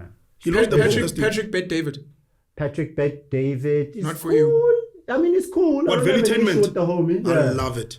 I love it. I just think homie Oh, goes. I love it. Anyways, mad you're extreme talking a lot about of the time. hosts that can But go I'm deep just talking with the about guests. I'm just talking about we need that. We need that. You bring a a lot. nuclear and we engineer, appreciate that. which I'm hoping to you do need soon. to speak to more academics. And you must hold every now fission, and then. fusion, isotopes, radioisotopes. What Yeah. the fuck is that? Yeah, How exactly do we engineer what's radioactive waste? yeah, man. But for the average person, conversations like that, man, it's like you're asking for too much. Wow. Yeah, man. That's why. Okay. Because we need to know as Black people that we are not here just to sing, dance, and play sports. Yeah. I think that's a very important thing to realize. And one of the few ways that we realize is when we see other people that look like us doing certain things, man. Like, that's it. Other races What are don't you need it. officially in terms of your profession here? Yeah. Yeah. I'm You said you shoot. a Sometimes you cut. What is cameraman. it? DOP? I'm a cameraman. Not bro. a DOP. Is it just a cameraman? I'm a cameraman. What's a DOP? Director of photography. What is that? What is a DOP? Damn it. Cameraman number one. I mean, No. cameraman number You are in charge of whatever's going to be is seen the visually. visuals, bro. Yeah. But You're you're the in official charge. DOP here. In your Where? opinion? At the company? No, here at the Penuel show. No, not really, man. Because No. he'll be DOPing sometimes. Sometimes, like, but you DOP sometimes. we collab here, so it's like, yo, man. Fair enough. Don't do that. see. I'm Don't just do saying, what? you're a cameraman. Most days, the DOP, the director of photography. Yeah, but I'm saying this because to what you're saying, there are kids out there who don't know what the fuck this is. So this becomes a chance for them to learn. okay, I hear you, but I don't like to take on things that I'm not. Okay, what being a DOP is, if the next step from just being a camera person, wait, that's not even right, because sometimes you find camera operators that are better at operating a camera than a DOP, right? Because being a DOP means that you're just thinking about the image holistically and maybe the lights that you might need there, Can I try to help you? translating. Okay, go ahead. Let's see. A movie director Mm-hmm. is the CEO who manages all the functions of the movie. The acting, the production, and those things. They're the CEO, the director. But now there's a director under him or CEO. It's a head of department. So So it's a head of department of the visuals. Yeah. So there might be a director of the overall, and you do the visuals. the visuals. So the director might have to consult you And you're saying even under that head of Yeah. department, There's other. there might be a cameraman who Yeah. speaks to that head of department and Yeah. says, look, maybe let's try this. And then they feed back to the What's director. under CO? It's an executive board. Yeah, it's those people. Yeah. Those are the DOPs. So I'm just Head of trying. makeup. I'm trying to paint this because one of the things I learned being in corporate, there's all these fancy terms, and I normally try and figure out what exactly do you do. Look, I'm a strategic analyst for the risk assessment. You're like, Baba, just tell me what you know. And for me, it was to simplify to understand. Okay. But we need to revert back to the name because kids need to be like, look, I run a podcast and I'm the DOP at that podcast. Like, that's dope. And someone's like, I'm actually the producer. And it's not just, I don't speak on my camera. You're like, no, I'm the sound engineer. No, you And can't those be called a DOP when you start your own podcast. No, relax, man. Angiti, that's But where we people learn. will do that though. So no. But this is where we learn because people are like, I'm a CEO of Barajiste with CIPC. I'm You the don't CEO. have a board. You I'm can't the be a chair. CEO. Okay, sorry. The reason we go With the back is so kids can technicalities. learn, so they Yeah. can be like, actually, I'm working towards becoming this. Yeah. And over time, they start building a portfolio of saying, this is the work I've done. Yeah. So when there's an opportunity for a DOP, they're not like, I don't know, Kurunyangani. Yeah. You're like, oh no, I've been a camera one for what, and I've managed the set, and we've done sound balancing and editing. So I can tick certain boxes. This now goes to the child that's never been exposed to an industry to be like, you guys are actually building up a portfolio of work. When a production company comes and they say they're looking for this, you can be like, I can tick these boxes. Maybe I'm not this title, but I can do some of this work. So please put me on, and this is my portfolio. True. So that's Oh, yeah, all. no, you're correct. And our You're cameras correct, are Ivan. fucking intimidating here. So it seems like we've got a producer and a DOP and a sound engineer and a marketing and a casting Do you think director. if this room was and- bigger, it wouldn't be intimidating? I think it's the size of the room. Do you think if it was... This room is actually perfect. I don't Over think time. so. Over No, I'm saying time. when you say No. the whole thing of If intimidating. it was bigger, to be less intimidating, yes. No, Less that's the issue. intimidating. Yeah. Correct. If it was I bigger. think your size If the room was bigger. Is it? Yeah, I think your size. For example, Yeah. if you were to make the room smaller, Yeah, it even should be more worse. intimidating. No, I So would if you think were to the make it bigger- smaller room, the more intimate it is, never. right? I No, it mean, is intimate, but it's But, intimidating for a person who's never been here, Yeah. who's coming in for the first time and they see lights. This is like an interrogation room. Yeah. You're like, yeah, Baba. Dude, is I've everything seen the okay most here? intelligent people Gomotso come Morobe. here. Yo, Trent, yes, I was gonna say, yo, can I? Thank you Are so we much, good, bro. right? Thank you so much for 5 minutes. You like it? I apologize. This is my it's third not apology. That bad. It's not Utebza that has bad. not apologized. For what? It's not Sizwe, that I think bad. you're next. It's not that bad. Are you happy with Okay. the sound? Or must you gonna you gonna go last? It's not that Yeah, bad. I'll go last. I need to pee. Q, please come through. You not need to that pee. bad. Yeah. Let me interview Q on my own. You can chuck it. Yo, Q, come through, bruv. Hey, man, you heard what Q said, Pen, before we're recording. You heard what Q said. No. I'm not going to repeat what Q said. You know what Q said, nigga. Who said? Skaka wata Q, mfethu. Q ja uthe sharp, mfethu. Please move so Q can sit. Awuthithoka When you come back, we'll shift. awuthithoka wata Q. Are you sitting there, Q? Are you sitting there or there? Wow. Hey! Hey! Yeah. Our curiosity. Q, you must flex on them niggas, man. You must tell them what you do, man. Q, I'd like to welcome you to the Penuel show. How are you doing, sir? Yeah, you might want that water, man. 'cause- Yeah, give me that, the pen, man. Who wants water? Q. Give out that me, no. Sorry. I'll bring the water. Sorry, Yeah. officially Q, if you can please introduce yourself to our audience, who you are, where you're from, and what do you do at the Penuel show? Yeah. Maybe if you can also tilt, I apologize, if you can tilt the cap up a little bit so Yeah, people can bro. see your face. Yo. For me going Just more a little bit gangster. so people can see your face, Are yeah? you going extra gangster there, bro? Yeah. Okay. You can speak to me or you can speak to camera. No, let me speak to you. Sure. Yeah. Boitumelo.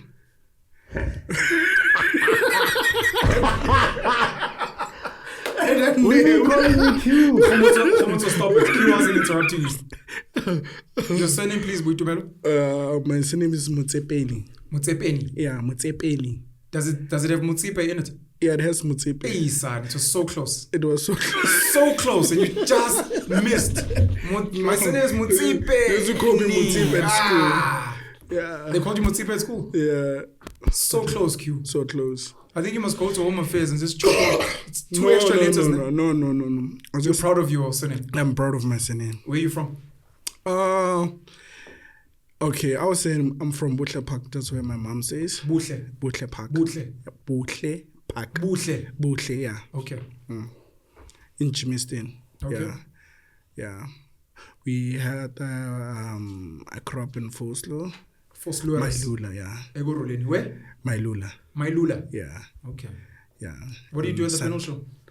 Panel show, like, editor, you know, and then just to make sure that, like, the show looks nah, you know, and then we post by time, Monday, but like, yeah, we post Friday, but the episode goes live on Monday, 9 a.m., yeah.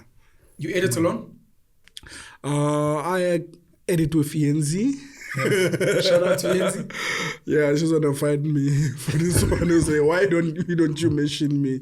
I get it now, so like, yeah, I span with Yenzi, and then we have Pico. Yeah. Like now it's 3 of us working on Penya show. Yeah, well, Pico's new. Yeah, Pico, yeah. Well done to Pico, and welcome to him as well. Yeah, welcome Pico and Donna. Are you head of editing? Head of editing. Are you the main editing guy? Forget what's happening in production. Okay. I'm just concerned about my sound. Sorry. Because, if I'm going to edit, I'm going to struggle with this one. But, like, I won't say I'm a head of editing because we help each other. Have you been here the longest? Yeah. And whenever Yenzi and Upigo have issues, they refer to you? Yeah. Okay. That makes you head of editing? That makes me head of editing. I think so. I think so, too. But, like, I don't want to call myself, like, a head of editing. Okay. Because, like, I feel like we equals. Sure. You know, because if I'm going to be, like, a head of something now, I have to be the guy who's dealing with a lot of issues, you know, of people. Yeah. Yeah, I don't like dealing with people's issues or problems. And, yeah, but, like, yeah, I edit. And I post, I deal with social media managing. You manage the social media management. Yeah, management account, Penuel show. Yeah. TikTok and other platforms, Instagram, Facebook, Twitter, YouTube. Yeah. So and we're doing well. Like this shows makes me not to sleep. Sorry, Q. Yeah. I wanted to ask, but like I enjoy it. Like you know, for me, when we started, I was struggling with some sound, but like I learned a lot. I wanted to ask. So 2 questions. The first one is, well, let's start with the easier one. Thanks, bro. Why have we had? Come join us. But you don't have a mic. Oh, you need to get mic'd up. Sorry. Yeah, I need to get mic'd up. Sorry, Q. Why did we have sound issues for a while on the panel show? And then the second question is about an hour of the panel show. On average, how long does an hour of the panel show take to edit? Yeah. Okay. Let's start with the sound. Why did we have sound issues? Okay, we had like sound issues because that time I didn't know nothing about final mixing, you know. So I had to learn within 2 days to know how to final mix. We were struggling with Bradebza, and so I went to Clan, Sutu Mafia, but now it's called 3. 5 to 8. 3. What's that? Those people, is that 5 to 8 post? Yeah. Is that a... So 5 to 8. Can you be heard? Sorry. Yeah, so 5 to 8 post are guys who do professional final mix and sound design. Okay. So Q had to go to those people to learn very quickly. Because when you and I made the decision to do the podcast, it was just... let's do it now. And I was like, Q, you need to learn how to final mix as in like now. So the first 10 apps were still like learning. But there was one fundamental thing that was there.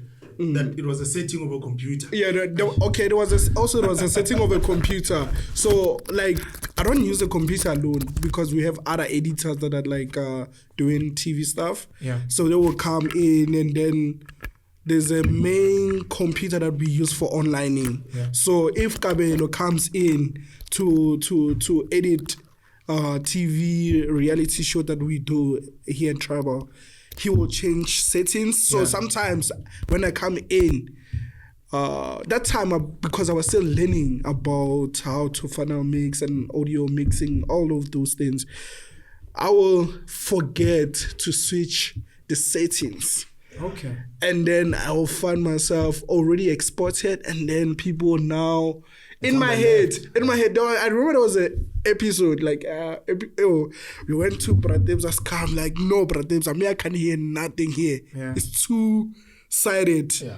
You know, so Bradeb's like, no, Q, bruh, this thing is one side. It's like, no, Bradeb's. And that day I was so mad with Bradeb's. I'm like, Bradeb's doesn't understand that I'm still learning, you know? Yeah. So I'm sure in episode like 12. Yeah, 12, that's when you figured out. Yeah, that's when we figured out. Cause like, for me, it's like, everything is fine. Cause my ears, they were not designed to hear, to be professional, to hear sound like that. Yeah. Professional hear sound like that. Like now I can hear, I can differentiate types of sound. Yeah. That's too dope. So because of the Penuel show, you've had to learn certain, Q's I got guess we'd another- call it sound engineering Q's got another skills. skill now. Yeah. That makes me happy. Yeah, now you can. Even the logo, when the logo I designed that logo in 5 minutes, I remember like the time at night, you didn't like it. I left there and I just designed, because that logo is I don't want to say this thing, because it was so quick that we need to make sure the first episode has to be up. I had to look my cheese logo. You did what? YouTube podcast. Yeah, it was a YouTube logo. So my references, I had like 4 shows. McGee was number 1, Podcast and Chill, and Hustler's Corner, and J Rock. And like I checked, but like I'm like, nah. You were using them as references. As references to create the, like I had to make sure that the logo is looking like podcast, like giving like podcast vibes, you know. And I checked ETV one. If you check that logo, it has ETV vibes. But think about it, the day we made the decision to shoot, we shoot the next week, and we needed to learn things immediately. Yeah. So things had to be done very quickly. Yeah. And people don't know these stories, because these are the stories. Look, the thing about logos, for people that don't know logos, is almost everyone who does logos uses references. Yeah. You just always hope that your references are not popular, where people are like, but this looks like the Coca-Cola font. But you do use references, and normally you want to find references close to an industry that people are sort of comfortable with. Yeah, comfortable with. So like for me, I use those TV brands, I would say brands, like to create the logo. Like for one TV show, which is ETV. ETV is like a broadcast, one broadcast TV, and online, A3, just to make sure that like we have something that's decent, and then we're not gonna change it. And our logo is dope now. Yeah. We just don't have Penuel Show water, but our logo is quite dope. Yeah, we finished the Thank you, show Q. By the way, thank you for the logo. Yeah. I don't think people understand the back end of this thing, man. It's insane, man. That sound thing is literally a setting in on the PC. So what ended Sizwe, can you hear Debs? Yep. So what ended up happening was, because right now we're always updating our machines, man. I was setting. No, I'm good. Oh, okay. Yeah. Mic'd up. Sorry. Yeah. So the issue, in essence, the issue that we're facing is that why it was always on one side was the fact that on the PC, the default was that whatever you're gonna hear is gonna be on both. On both, yeah. So whatever we're exporting from this one program to the next, it was on both. Up until the export goes out and we're listening to it on YouTube, we're like, aye, man. Yeah. Then we needed to reset. We're there on YouTube. Go to Glenn, like, aye, this is a PC thing. Literally from that day when we switched off the button, like, oh shit, it's on one side. Okay. Yes. Now let's configure this whole thing. And then obvious levels. We had to. Like you must understand, what we do is very specific. So So right now we are doing things that we're not used to because we're from TV. Gomotso does one specific thing. That's all. He doesn't touch. There's other anything people that else. do other things. Yeah. So right now, for the first time, we're doing everything, and we needed to learn it quickly, because we're like, no, we need to be the best, not tomorrow, like now. So that was a constant frustration. So do you ever get angry with number one, the fact that I don't understand technical things, and number two, maybe some of the pressure you have to deal with? Because the Penuel show is just one of the things you do. You have to do other work that is more important from a financial perspective. Yeah. The Penuel show is like a side hustle. Do you ever get frustrated? Especially when you can't sleep at night because something needs to be exported or edited after a long day. You can be honest. No. Yeah, I'm gonna be honest. Thank you. Yeah, cause I love the show.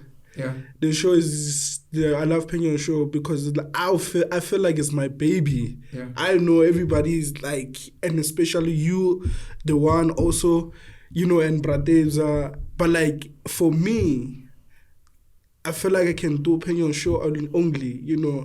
It's something that I even if I have, I'm fine because the knowledge that I get and people that are coming here, they relate to me. To certain things that I wanted to do and things I'm trying to get to do also.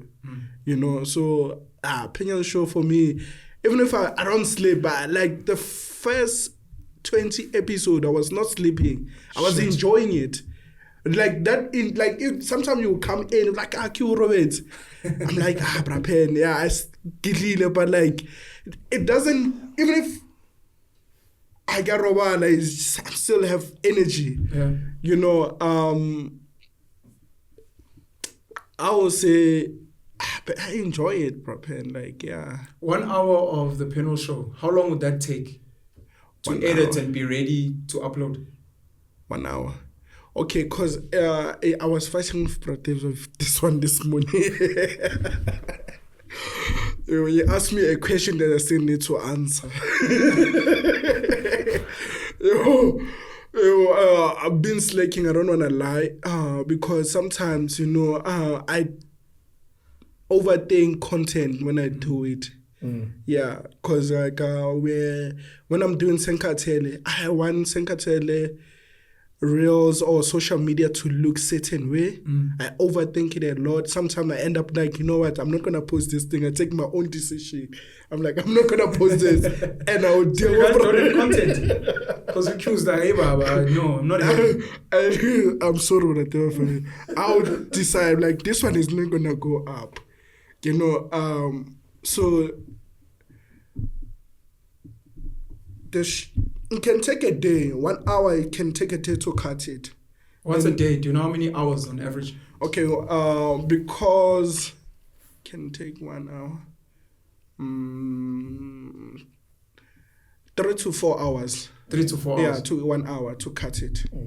It's one of the things a lot of people don't understand about creating content. Yeah. The whole shooting is the one thing, the editing is the other thing. And editing can take a long time. Yeah. And especially if you want to add different things and do research and whatever.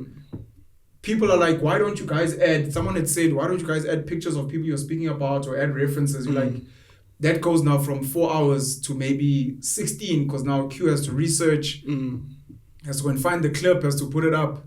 Okay, for me also not to put that, I wanted to ask, like, when the time, I don't want to put... When you feel that, yeah. I feel like Penuel show is too clean for that. You see? Yeah. You see, like, it's a decision that I took. Like, when I'm listening, I'm like, now so... I'm like, you put something, put my name here. Like, and you put nothing. You must put that name. Will you be able to put... No, I didn't put it. Will you be able to put it now? Are you going to put the name? You just said, put my name here. Will you be able to put it? Like, we're making a decision with you now. To be honest, that thing is for me. Yes. Okay, because for me, it don't look cool. Can I ask you to do it once? Can I ask you to do it once? It's not about conversation. It's not about when you edit. Moving up and down. When you edit. Because when you edit, please put my name here. A lot of people. Just put it for this time. Just for this time. And then when I remove my finger, the name can go. And then just so that people know Q is able. Just to show me, guys, I can actually do this yeah, thing. when I make it even doper, like...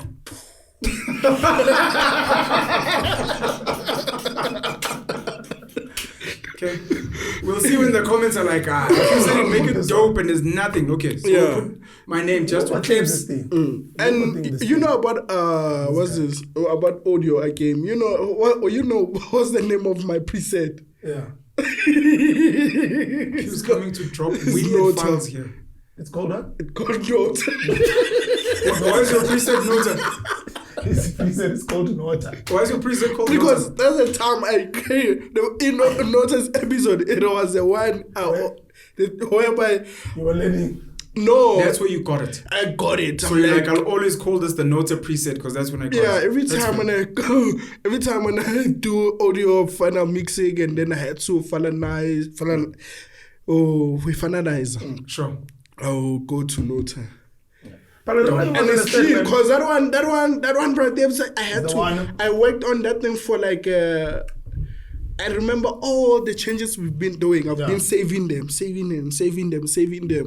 There was a time like, yo, you see this one, Q? This one is the one. Yeah. I'm like, I got it. I got it. Here's another important one. Look, we're giving out free game and it's fine. Okay. The size of an average Penuel show episode. Because this is one of the ones, like, so besides the cameras and the team, this is the one that also separates the men from the boys. What is the size of an average Penuel show episode? From a storage perspective. Size. Or let's put it this way. All the storage you need for everything that you're doing for one episode. One episode can 1 hour. Let me say. Let's talk about the one we dropped this Monday. Gamusi. Yeah. It was. Yo. I think it was like 15 gigs. 15 gigs. Yeah. For one episode. And that is the export. Is the I'm export. asking for the whole thing, for everything. Episode 1 year 2 hours. So the export was 15 gigs. Yeah. The export was 15 gigs. Okay. For everything else. For everything. Episode else 1 how many gigs in storage? in storage. Yeah. Yo, Boma, 35 gigs. 35 gigs for an episode. For an episode But remember, we're shooting in 4K. So in 4K. I think what we did a calculation, man. I think every 24. minute. But 35 gigs is young though. It's Yeah, young, no, ne? yeah. It's more than that, ne? Yeah, it's about 200 gigs. Ah, there. no, it's Bro, more. yeah, 200 gigs. Yeah, 200. I'm gonna go check it now. It's more. You want to go check? Yeah, now. Oh, I'd yeah, say yeah. closer to like 300. Yeah, it's I'll go 300 check it gigs. now. It's It's impossible. yeah, it's 300 gigs. I remember. Because we yeah. know that 1 minute of recording on our No cameras. one can see you on camera. Oh, yeah, come. We're just going to hear you. Yeah. It's, Okay, Debs is going to get it. Let me ask this. like a footage is like 300 gigs and then exporting is like 15 gigs. Yeah. Go, but what is All in something? all, Can you open the actual it footage can be of like this? 500 gigs, Actual you know. footage. For an episode. Yeah. In the export. Which is Let's wait for Debs to Where come is back. this? Your favorite episode of the Penuel show? Press 64. Don't lie to the people, because I know which one is yours. Don't lie to the people. mine was about like social media 600 in the people that I came. I don't remember their names, you know, but like it was this top. Oh, my guy. camera. Yeah, that. Pofo. Hey, I wanna say Yeah. his name properly. Sizwe Mfeka watch? No. No. It's not like no. It's Yeah. Pofo. One again, that guy who was wearing like Talipani. Talipani. A lot of people love Talipani's Yeah, episode. that one. It was really talking to me because like in high school I wanted to. There's a project, but it's a weird project that because I did like I love science, you know. So that project, you know, I had a project. That's a weird project, which is like I want to kill myself and then and take my heart out, like my heart and everything, and then kill myself and then reprogram myself to live forever. I don't want to die. Okay. And then I can have. Do you watch Marvel movies? Iron Man? No. Do you know what inspired that? The concept of taking out your heart and putting in something like a programmable heart so that you live forever. Yeah, I've never watched the movie, but like This came just in your head. That thing came, I was young. I was like, I remember. Okay, they killed my friend when I was like, we were 12. Yeah, Who killed your friend? No, they were like playing dice. They're playing dice. You know, guys mutlala dice is repeat, and then Untwana winning, and then Ntwana was older. He was also young like you. he was young. Playing a dice with old niggas. Yeah, playing dice. Like dice when you're 12, you thinking you're old because it's like grade 7. Dice but not old. But like my cheetah, it's my grade 10, but sometimes matric. Yeah. You know. Dice after school. So you beat them. So yeah, I covered and then Machita, they stabbed him, the homie. They did it. They stabbed him. Yeah, they stabbed him to death. Yeah, to death. For beating them and he dies. Yeah. And that now sparked this concept because you wanted your friend back. But like it didn't start it from there because my uncle was, when he was studying psychology and something. But he was also doing physics and biology at school, But like he was planning to go and study psychology. I forgot that course. But I would read his book sometimes, and in grade 7, just to get to understand him because Uncle Utu was all... and then always say weird stuff. I want to well in. So I'm like, hey, this guy... And then I started reading because I chemistry, and I'm like, oh, this is so dope. And then when I was doing grade 8, I'll find the equations. I'm like, this thing I've been reading about them go grade 7. And when I give go grade 8, now you like solving for X. I'm like, this thing is easy. So I was just like, I was killing it, So I'm like, this thing is so easy. Solving for S, algebra, trigonometry. I love trigonometry because it was like for me, I'm like this one. I used to kill that thing because they give you a question. Trigonometry can build it. You can they can give you an answer and then you build a question. You can build what. They give you an answer and then you build the question. They can give you a question and you give the answer. So it's more of like they want to challenge you. Which one's trigonometry? Is that the angles? No, that's geometry. Geometry, no, geometry 10.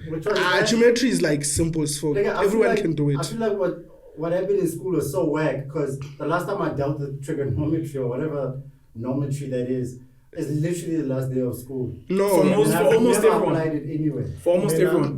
I don't even know what this guy is talking about.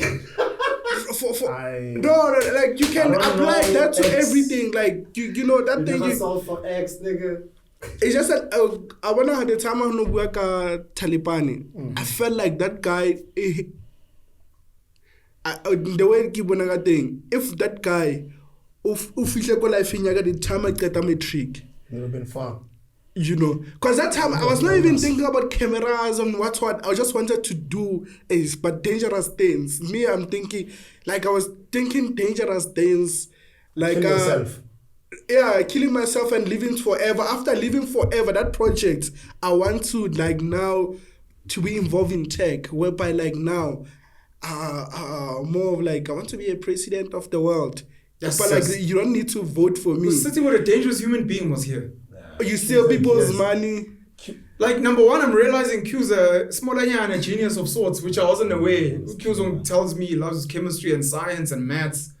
I would have not thought that. And now he's speaking about biological, modern biotech. Taking out your heart like Tony Stark in Iron Man and putting in like a program who wants to live with. Now he's speaking about being president of the world. Weird. President of the world without voting for me. Yeah, I need George to. Soros. I need to take. It's scary. These are things you still want. Yeah, I think I will still want, but the one I want is this one because you want to live forever. Yeah, this. You want to live? Which one do you want? Yeah, because this one it was too close to me because it's more emotional because I wanted to do this one, Oscar, to live forever. So then my grandmother cannot die, Okay. Yeah. So that one, because every time, because Grudiso get my gogo, but like Grudiso get my gogo, get my Krisa, get my uncle. Most of the time I'll be there with the uncle because school ke na ga funding and stuff for bon magogo ke tla dula le yena just to to be comfortable if kabane le magogo le ma Kriza le my uncle I go to magogo and then Who's Magogo and who's Makriza now? Are these two different people? Mother and grandmother. Magogo is your mom. my Kriza is mother. Makriza's mother, Magogo. Yeah, Magogo is your grandmother. Magogo is Okay. mother, yeah. So like I wanted to do that project so bad, like that project I wanted so bad. Like wanted to meet the right people that are like, and also for me to follow Elon Musk. I wanted to learn about physics, Like physics for me, it was something like, okay, it's fine, it's cool. I was not much into physics, but like it was so easy for me because if I can understand chemistry, physics is easy, because physics is chemistry and mathematics. If you understand those two things, physics is gonna be easy because it's more of like physics is more of like you need to understand the words like technical words like. Because chemistry is more of like equations. They need to balance and chemicals. Because I love, and I wanted to do some weird thing. I wanted to do drugs, and I end up with, I went to a lab and then Wait, you wanted to create them? Yeah. But I wanted Not to do them for yourself. I wanted to know how do they do grandpa, like those things. Oh, yeah. Legal drugs. Legal You drugs. might be in the wrong industry. No, I'm not in the wrong industry. So I get some trigger when I'm done. Ish. Yeah, there was this music video. Okay, actually I started. We're skating with my gents, with the homies back in the hood. I skate, but someone is taking content there. Okay. I'm like, we need a camera. I remember that day we're even having like a small sci-fi. I want to like we're blazing, we're smoking. I'm like, bro, like. Did you rap? No. He used to rap. He was in the cypher then. I used to be like a wag rap. Even the name Q. Even the name Q. From the raps, from the cypher. From the ciphers. I remember when we were still at the old office. He said he was a retired rapper and a skater boy. I'm a retired rapper. I'm a retired skater boy. She used to do a lot of stuff. Yeah, so skating, we skate, and then chose. After I got chose, I bought a machita paisa the camera. 500. I've bought like a small camcorder, and then I started like recording ourselves. I know baby time play Kaylin Tona umsisi. Which one? That go MTN. Get the camera. Oh, The drill most- hall. Drill hall. Yeah? Drill hall. Yeah, drill hall. Yeah, drill hall. And also because drill hall was so, it was like at home, like every kid that like into technology, we skating, even if we're doing wrong things, we smoking, because we have a bomb there, like, and there's another, we created our own things there, food. You said out a bong or bong? A bong. Oh. What's a bong? Smoking? Yeah, smoking thing. Yeah, we will create our own stuff there, Abon. And but like we creating content, we more of like we create content, and then people end up loving my stuff. Abon. I'm like I was doing it for like King Egile. Sure. We skating where to have our own content, and then So I'm in the string right. I'm in the right industry because for me, I wanted to know how to capture, like, understanding of narrating the story and telling of narrating and telling of a story, and also science thing. I still love science. If I can get the chance. So everything that I'm gonna be doing science, I need to capture it. I need to know how to film those stuff that I want to do, so then I can leave something that kids that are coming after me, or even my kids can learn and can see.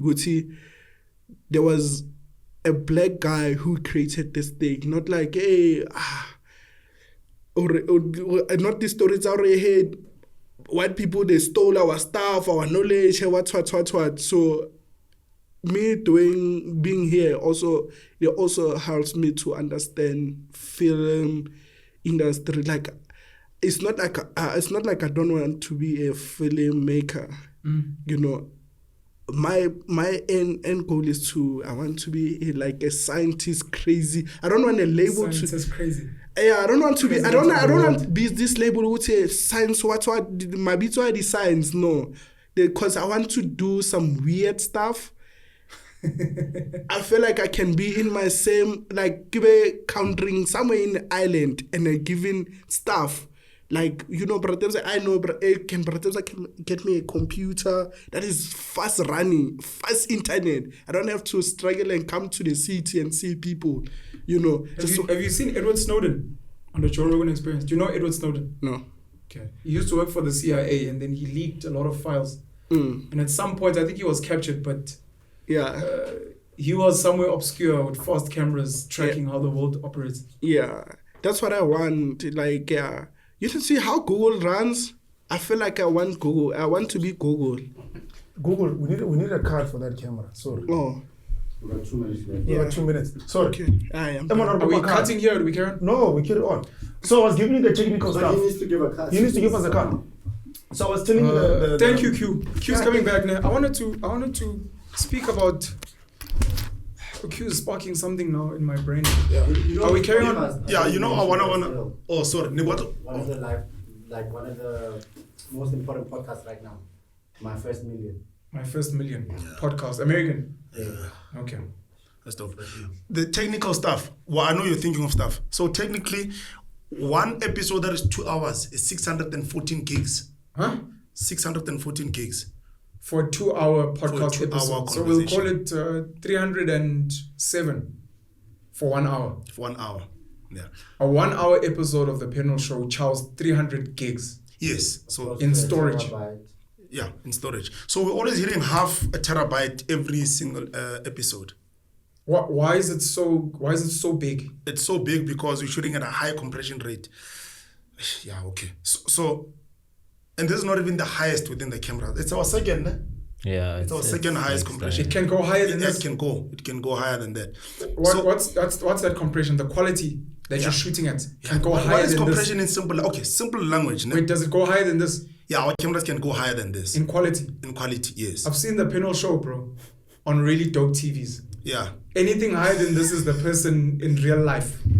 I actually think the Penuel Show makes people look more real than real life. Yeah.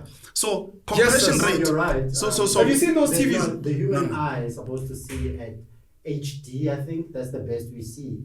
But then we start getting 4K cameras, so you're seeing better than real life. Yes. Yeah. When I've seen these smart TVs, I'm like, are they giving us spectacles in a TV? Because why is this TV clearer than what I'm seeing there? If I see Sizwe there, then I see him on a screen, he's clearer there than there. Yeah. Sorry. So technically, you're saying Penuel Show can go higher than this? Yeah, we've got a higher 4K that you can shoot at. So all it is. Then you're seeing the inside of my blood moving. You know, in simple terms, if people I think know this, if you go to YouTube now, there's a thing, a settings thing that shows you the quality. 360, 480, 720, 1080. Then they've got this new one, 1080 HD, something like that. Just a little compression yana. Then they've got 2.7K, then they've got 3, then they've got 4K. So we shoot at that highest level that YouTube gives you. But we have a higher level. Yes, so you won't be able to doesn't see, have. You won't be able to see it. For you to actually see what we shoot at, you need a 4K TV. And you need to be able to edit at 4K as well.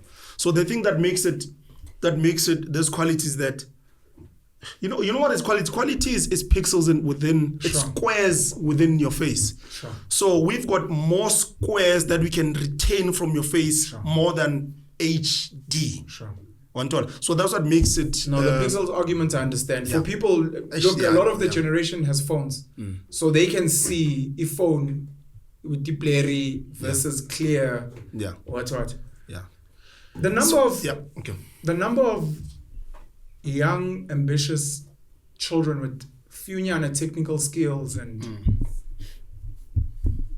that do not have access to labs, workshops, spaces where they can fuck around and create shit. Okay. Is one of the sad things for me, because I'm imagining Q as Intwana, knowing that there are computer labs at Kasi, where if I want to know anything about technology, I can go there. And behind the computer lab, there's hardware. Koni Timer or old lady there who teaches you how the components, the hardware work. Then there's another workshop where there's just like a scrapyard. There's pieces of a car. They invite kids. If you're interested in cars, we've got parts. You can put a car together. Try it out, see if it works. We've got labs where kids can come and experiment with chemicals under supervision so they don't hurt themselves, where they can create, can we purify heroin, cocaine, just to know the technicality. How do we create grandpa? Because that's one of the biggest issues we have in the world. The access to infrastructure and supervisors that can take an average child and give them a proficient skill that they can use. And the internet has become one of the greatest levelers of knowledge. So you can get any knowledge on the internet. But now that you've seen it, can we create spaces where kids can go and trial these things? Where there's like a cell phone scrapyard and you're like, what if I take an iPhone and I put in a Huawei? And you start messing around and then those people are like, look, we can import certain components if you guys want to create something. And we start getting kids to mess around. And it makes me sad that we don't have spaces like that. So you're saying that was the best opportunity from what Q is saying, in essence? In the first Ironman, Tony Stark inherited $1 billion company that his father created, Stark Industries. And at some point he gets kidnapped and he gets put in a cave. And in that cave, there's pieces of scrap metal. But because he's learned these technical skills and he can fuck around with tools. This was Elon Musk's Ad Astra. 5 boys, I think it was his 5 boys. He didn't want to send them to conventional school because conventional school is a pile of shit. He decided to homeschool them, but under supervision. His friends, because it's Elon Musk and he's dope and his kids are doing dope shit, are like, we'd like to bring our kids to your school or to your home. And eventually it led to Ad Astra. I think the name has changed now. But it was this whole concept of we want kids to learn how to solve problems. If education is not doing that, then what the fuck are we doing?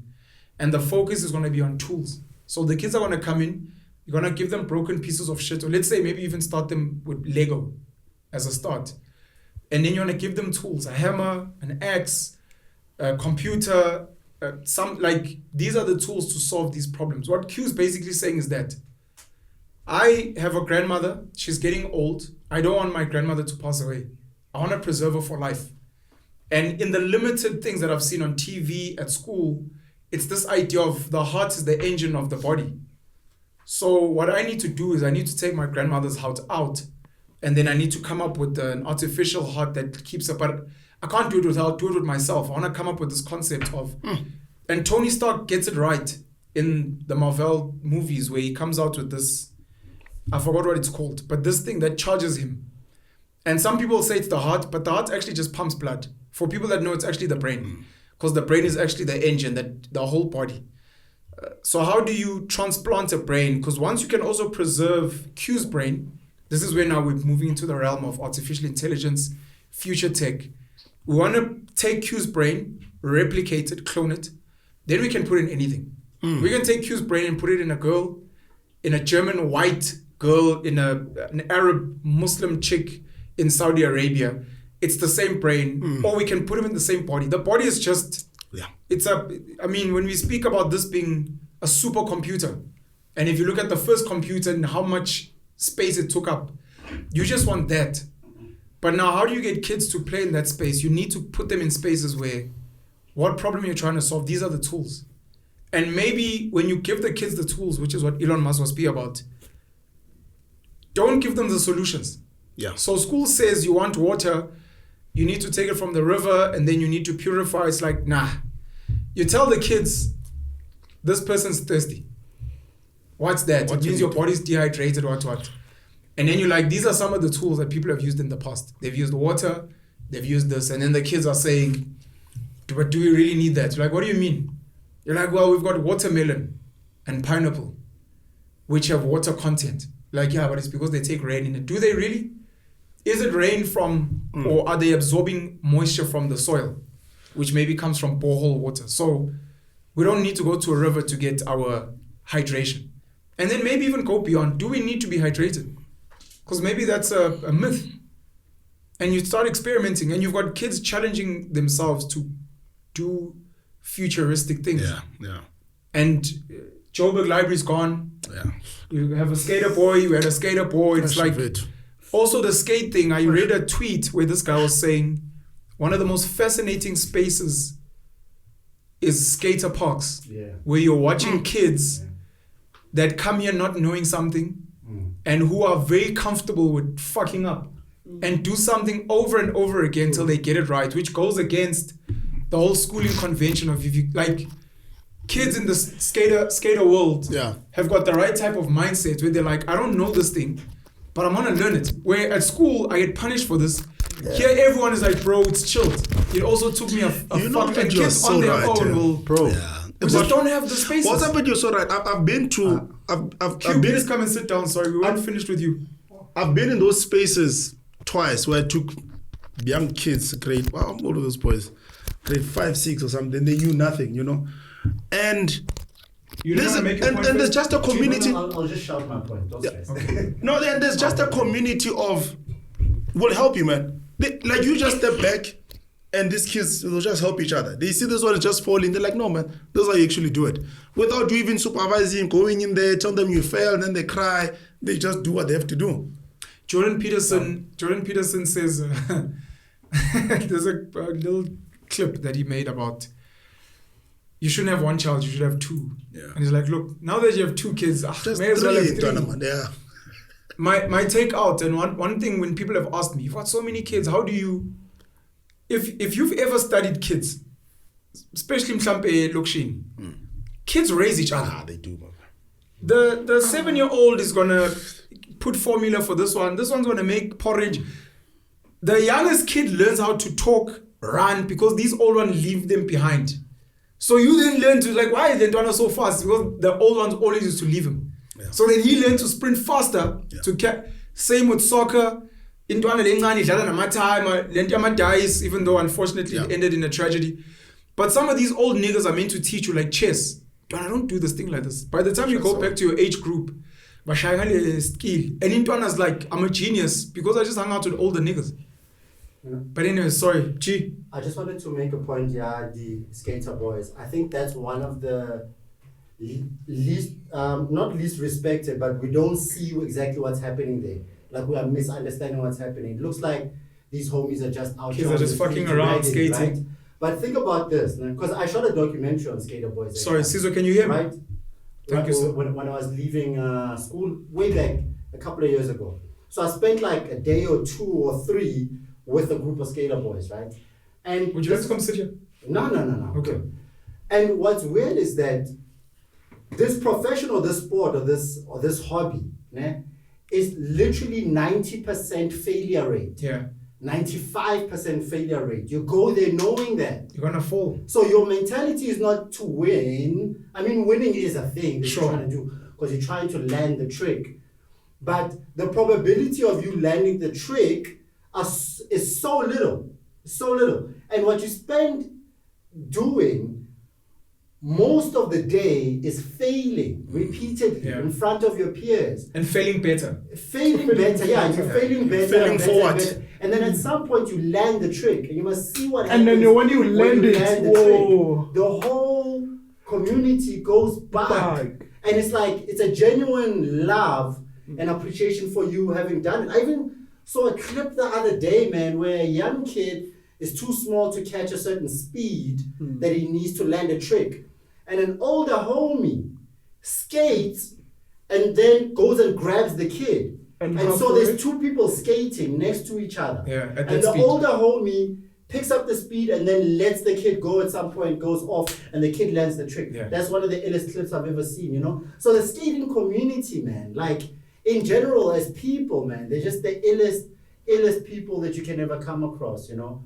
And from the older dudes, you'll get a dude that's too old by standards, you know, to be doing this thing. Like I know a dude called Poe, Indian dude, Poe's bearded, man.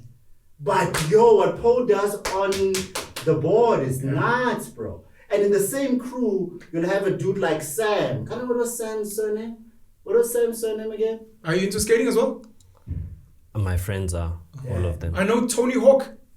Yo, Yeah. you need to chill I out. try to know a little bit about everything. Chill out. Pharrell almost went pro as well, sorry. Yeah. Yeah. Sam- Yeah, but them niggas are like, they're like Lil Wayne. Yeah, they're like skating. It's Lil like, Wayne. what are you talking about? But it's just to have a reference, so But that if it's someone's not- like a skater and in boy, the you're like same Tony crew. Hawk. But it's like, oh shit, okay, so you know But don't reference something. Tony Hawk, no, because that's like It's he was all I like- know, so he's I the have to- grandfather of skating, so Yeah, yeah. relax, okay. But I have to say something. What I was gonna No, say I was, think we're just in the referring same it to crew, someone that is known that kids can. kids don't know. Okay, whatever. I understand. But I understand what you're saying. Rakim. What? Yeah, it's Who's like that? It's You're like like, dropping never Rakim in mind, that bro. thing, and it's like cool. He did it Yeah, way never back, mind. but it's not who you want Telling to talk young boys about. how to pele. They're like, And in who the the fuck same is crew, that? you'll notice that there'll be a white dude, black dude, like any Diversity, version right? of a dude. Like, no, that culture. Yeah, You're reminding me of hip hop, which was also highly misunderstood. Some of the kids that wrote the best poems, best essays, for a lot of us, learning English, learning how to articulate yourself, and then podcasting now.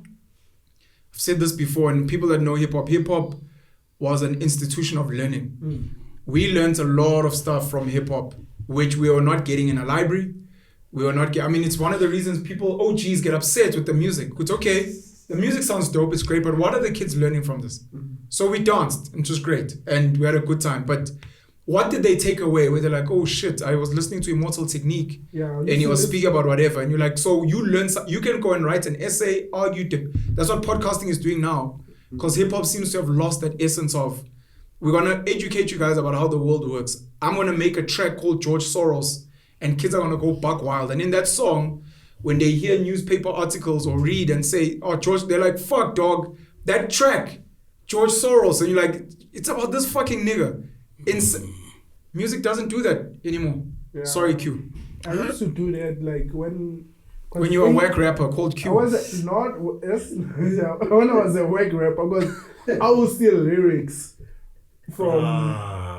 But like you know why I would steal lyrics, because I would listen to like some old school music, because my uncle listened to like Immortal Technique, you understand, and then there's metaphors. Is that old school music? I just need to check my age quickly. But wait, Q Yeah, used to it's that old. old school For me, music? for me it's old, because But like you my used to uncle is steal your I used to age. listen to old niggas like Drake. You know those old, you're like, old niggas like Drake. Immortal Technique is How old. old am I? Please carry on, Q. It's just you're hurting us a little bit. But Okay. please say. I'm just sad with the story. He used to steal lyrics. So when No, you go no, to, I understand when you what go to I the understand sci-fi- where Q is going. This is Kanye Yeah, West. there are a lot of guys that Did you see people say you look like Kanye West? Yeah. No, no, I've been getting that for years. Yeah. Because a lot of Kim niggas, Kardashian? they steal lyrics. When it goes to a cypher, you find a nigga like now, young and then pa pa pa pa pa pa pa. Then now you're like, I want- Immortal Technique, memory I want kicking. now to steal like lyrics and then I mean with some metaphors, you know. People back down it was Hit one metaphor done. No, brother, you can't do that to me. People steal all the time. This is how Kanye got great, by sampling old shit that maybe young kids wouldn't know. So Q's saying it go into old archives that young kids shouldn't know. Yeah. And then everyone will be like, Oh. whoa! Kantu Q's just fucking stole Rakim's lines, or he fucking took a Buster verse, and everyone's like, yo. I'll chew your shit, Yeah. man. I want to steal like Biggie or Tupac, because everybody. Because that's popular. Oh. But this is like what's it called? Is it gems? This is like a hack for kids that don't know. I think this is how Bruno Mars music became so dope. That he went to steal old formulas, rework them somewhat, and you're like, but this sounds familiar, but it's dope. Yeah. One thing about Bruno. music, when it hits, you niggas feel no stole pain. everywhere, bro. Wait, but the new Bruno? Because Nah, bro, even the new Bruno, right bro. now, New right Bruno now is even doing now stole. R&B. No, he son. is doing R&B, but he's almost doing it like Nigga stole. almost like as a performance. He's doing it almost like That I'm guy- gonna, I'm gonna do everything that you guys used to do, like the gold chains, the silk shirts. I'm gonna Yeah, that's do the music stealing. Video the same. That is called stealing. stealing. Yeah, it's called stealing. So kids are want to be like, oh, this is some dope fashion. it's new to the Like, kids. It's new to the kids. Yeah. One even- thing about music, when it hits, you feel no pain. Is that Bob Marley? Is that Bob Marley? Yeah, bro. And then Dead Prez took it. Listen, In I don't even know is this. the song even called Fake Records? No, that's the beginning of hip hop. Bro. The song hip hop. Oh, the song is called Hip Hop. It's a bar. Yeah, one thing about music when it hits, and then Drake took it at some point. Yeah, Drake. So people steal lines, by the way. So someone's like, dog, when Drake said one thing about music, when it hits, you feel no pain. And you're like, yeah, but. Because it's not gonna be like, he's not gonna be like, as Bob Marley said, one thing about music. What's crazy for me, They man, just take the line and you're just like, dude, those things never hit, man. You know, I come from a place where, and I always say this thing and it sounds so weird. Dude, in our hood, there's no hip hop, man. Like, no, in a sense of the biggest genre in our hood was Kwaito. Hip hop guys were like, what are you guys doing? Yeah. Oh, you grew up in the era where Kwaito was frowning upon hip hop. He was like, hip hop was this American. Yeah, we're like, what are you guys doing? If you go a step back, there was Tupac hip hop. That was before Kwaito. No, for sure. Yeah. And then Kwaito came. And then the hip hop guys were the My trying to be hippie, American. my hippie. We're like, what are you guys doing? Oh, my man. Yo. The LES, Nabo Chup Chup. Dude, I come from That's there, the hip man. hop. Yeah. So they think of with the hip hop. towel and the big trouser. You guys It was so speedy. Exactly. Man. So it was a weird culture. Nabo Nelly with the Very plasters. weird. That's why I can't even So recite. it was frowned upon. Yeah. Then it changed later. Yeah. It changed by Kanye, and when Kanye comes in, like changing the styling and College Dropout.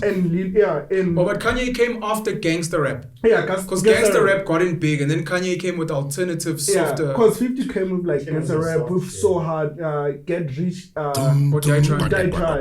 Yeah, I used to love that album. Like Came out in my matric year. That's how old I am. Yeah, that time. For anyone who wants to do the math. Yeah, that time I was like. That's the first hip hop song and then that I actually Kanye like. dropped in my first year in varsity. Can I ask you something? Do you think there was an advantage to you not being exposed to to hip hop in your Dude, hood? whatever I'm gonna say, I'll be lying. No, I don't know. It's just I'll be just You gotta lying. I'm just gonna speak hip-hop trash. show. I don't know. Because of my uncle. because there's obviously this idea of American influence might not be good or some form of influences. It's better to be mad authentic. And Kwaito is the more authentic thing in this environment, I guess. Do you think you're more African than black kids from Ikaslako that listen to him? No, Yeah, nigga, say. Because He's asking you that grew up on Kwaito. Q doesn't know what Kwaito is. I know what Kwaito You have no is. idea. No, but you didn't grow up the way we Relax, did. you. No, I Do you feel like you What plan? This nigga. Nigga, you want my shampoo? Listen to- Yeah. Come on, you're lying. bro. I will do your unsuna. No. You don't even know. Q has said that he goes into old archives. Yeah. So this might be more of the Yeah, stealing no, the No, old because stuff. my uncle was used to be a Uncle. DJ. Yeah, my uncle used to be a DJ Uncle. double Fresh. Because Fresh started DJing. He started DJing hip hop, not house music. He was a DJ. Because my uncle used to tell me, like, these pants, you know, so, and then it was like a big, every time I'm turning great. It's inside the vinyl and those vinyl. So much I wired, I cannot go transition. So you see, Shout out to Itez. you see, that is the influence, yeah. But the question still stands. Do you feel you're more African because you were raised on Kwaito than the hip hop guys or the LES Nabo Chup Chup? That's what he was asking about authenticity. What you see on the No, ground. I'm not. You do, don't you? No, I don't. So you've got a kid now growing up on Amapiano versus a kid growing up on, let's say, Kendrick Lamar as an example. Which kid do you feel is more African? It's more African. I'd rather have a kid grow up on Kendrick because of the lyrics and because of what he stands We for. talk about authenticity. That was where the question was coming from. Just the I mean, some of us that grew up with Tupac, Sasfunuk Tetu, Tag Live. Yeah, West Coast, nigga, West Coast. This nigga trying to dodge the question. Why are you dodging the But it's question? not a measurement, though. It's not, it's a question. Yeah, it's a question. It's a question. Which That's all the there's a question can was. choose Because that to was one of the answer. criticisms. And when Umzegezege released Amakoporosh, it was that. Yeah. It was even when STC came out, I initially was like, I don't know if this light is gonna land because he sounds too American. But I think he came at the right time when it worked. People before him, that's why about AKA, even their hip hop started having a bit more vernac Yeah, they had than to. before because They it was needed to almost adjust. like Pitch Black, Tear Gas, about Duncan. People want African kind of. Okay, so we need to finish up with Q. So you know what the- the question? Yeah, I need to. Oh, He answered it. Not gonna answer. I answered it. He answered it No, in I saying he said doesn't why. know. He said he's not the guy. I'm not the guy to answer that, man. Okay, cool. Xoli Mfeka episode. Eish, that episode. What's happening to your eyes? The No, Xoli Mfeka episode. Before that episode, we Hey, had what's like, falling Hey, there? Q. What's happening? Contain yourself. we Q. had that. So that episode, ne re plomile bra Gomotso. So manje, What's up, Nick? Gomotso's being roped in here. Why you? What happened? Tell us. re plomile ne. Ne re sa qavi ke mazwa like that day ne. When we see the name, like re plomile for Gomotso le this is beeping ne. Like Xoli Mfeka is coming. So bra Gomotso I'm qavi yabona. Me, my Xoli, I've heard this name before. Q's coming to lie on camera now. I know. We are together on Twitter, my brother. You know. He knows. Q's coming here tonight. No, This Okay. name looks I know. familiar. You know her very well. Yeah, I know. In your head, you like But it. Say, stop is lying. it the lady that? We're having a genuine conversation here. Yeah, I know her from Twitter, but I've never watched her videos. Yeah. What's happening on Twitter? That's where she posts political tweets. Aye. Q's here to browse. You can get off now, Q, because you're here to lie. Q, you're lying. Okay, guys. If you lie, you can go away. I watched some of these videos, her videos. So, uplomile ne. Eish. Why go transit about it? The minute you cut out a message about uplomile 3. So, like, who's this girl? I want one like no. So, bro. That emotion. Gomotso's catching straight bullets here. Gomotso's catching straight. No, Don't ever ask bro. Q to be a witness. Bro, Don't ever ask Q to be a witness. He will fucking sink you. Leave Q alone. What happened? Bro, Gomotso's like, you're like, no, bro. Why am I being... Who's this one? So I'm calm. You know went straight home search. Immediately, I Xoli Mfeka. Uvela he punch shit. He went straight to the first league. And cool. I was like, what's this?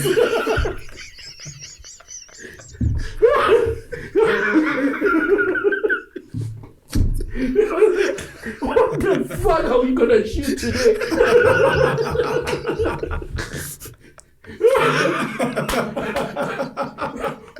Somebody will prepare for myself. Like, turning myself. Oh, wow. Oh, wow. Somebody have Hunter. My head is shake. This is not a right spot. Time to beat.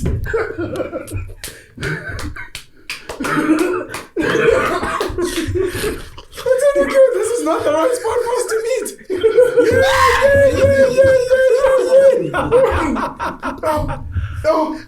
I was hectic that episode. And the editing? You did the editing. No, I didn't want to do it. See if I give it to Yenzi. And then she was mad. I'll tell you, dude, I'll tell you a story.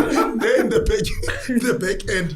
Now we need to edit. Because remember, our episode. You're crying, Faith. Wipe your tears. Yes. I got our things go through like different phases, you know. Sure. So we shoot, and then there's the cutting, Sure. and then there's the sound design, then there's the grade, and then the distribution. So we split it. Sure. So I'm like, so we had many episodes. So I'm like, yo guys, who's gonna take Xoli Mfeka? Because I knew it was gonna be an issue between Yenzi and Q. Yenzi was like, never.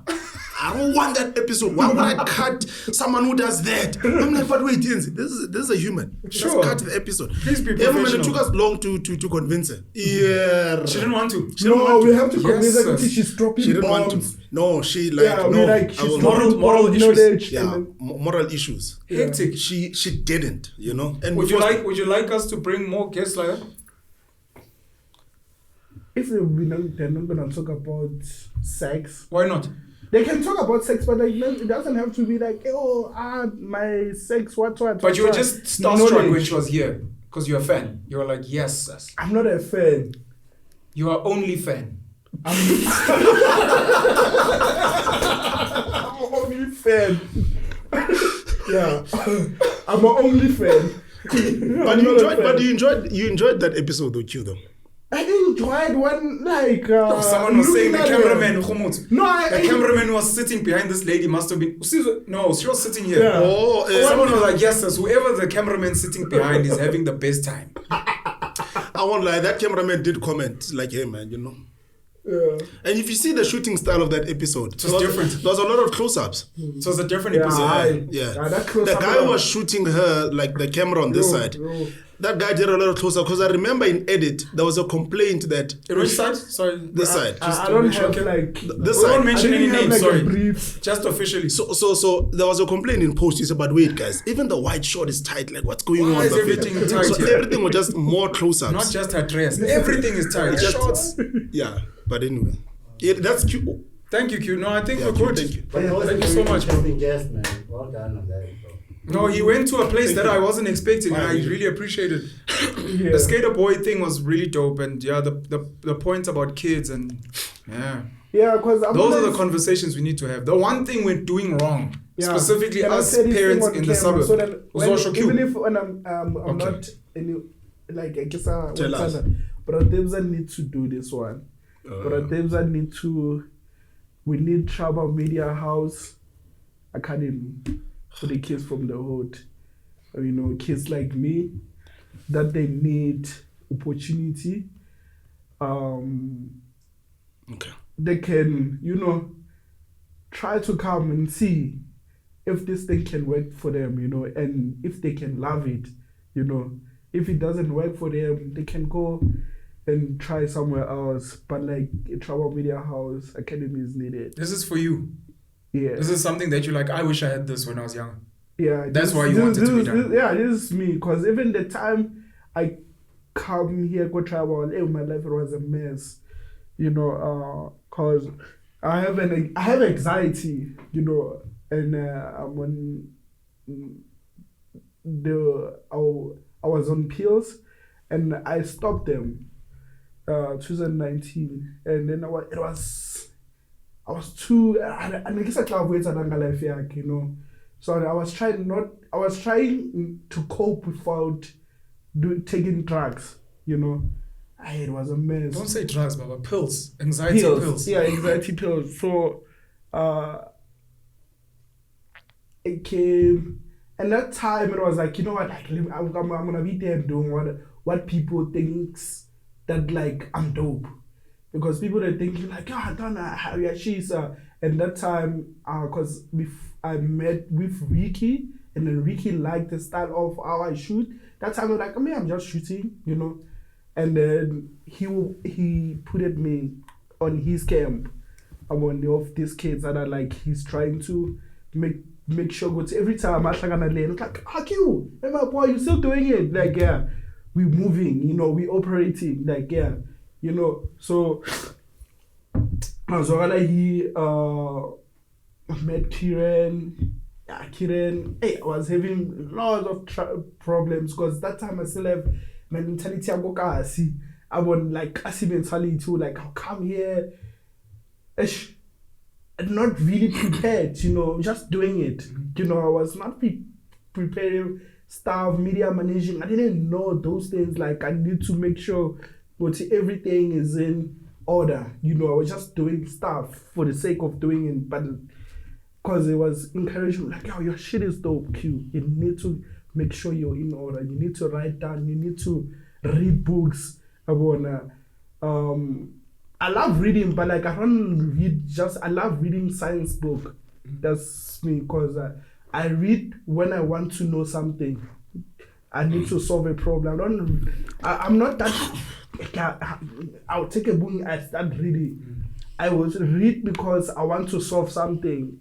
I want to know about it. If I want to know how to make this bottle, I'm going to have to go online or read books about it and how to make this bottle.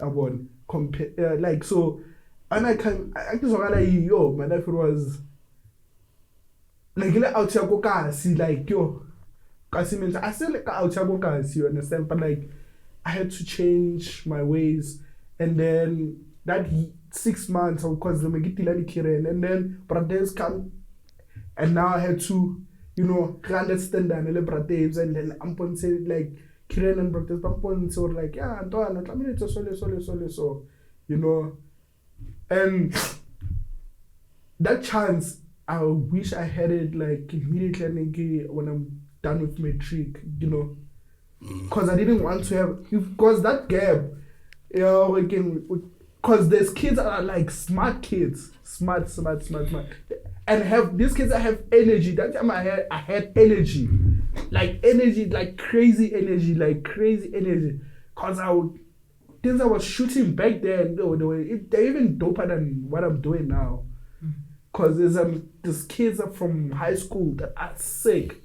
There's this kid called Sianda from NSA. That kid, he's doing some amazing stuff and he's pushing. It's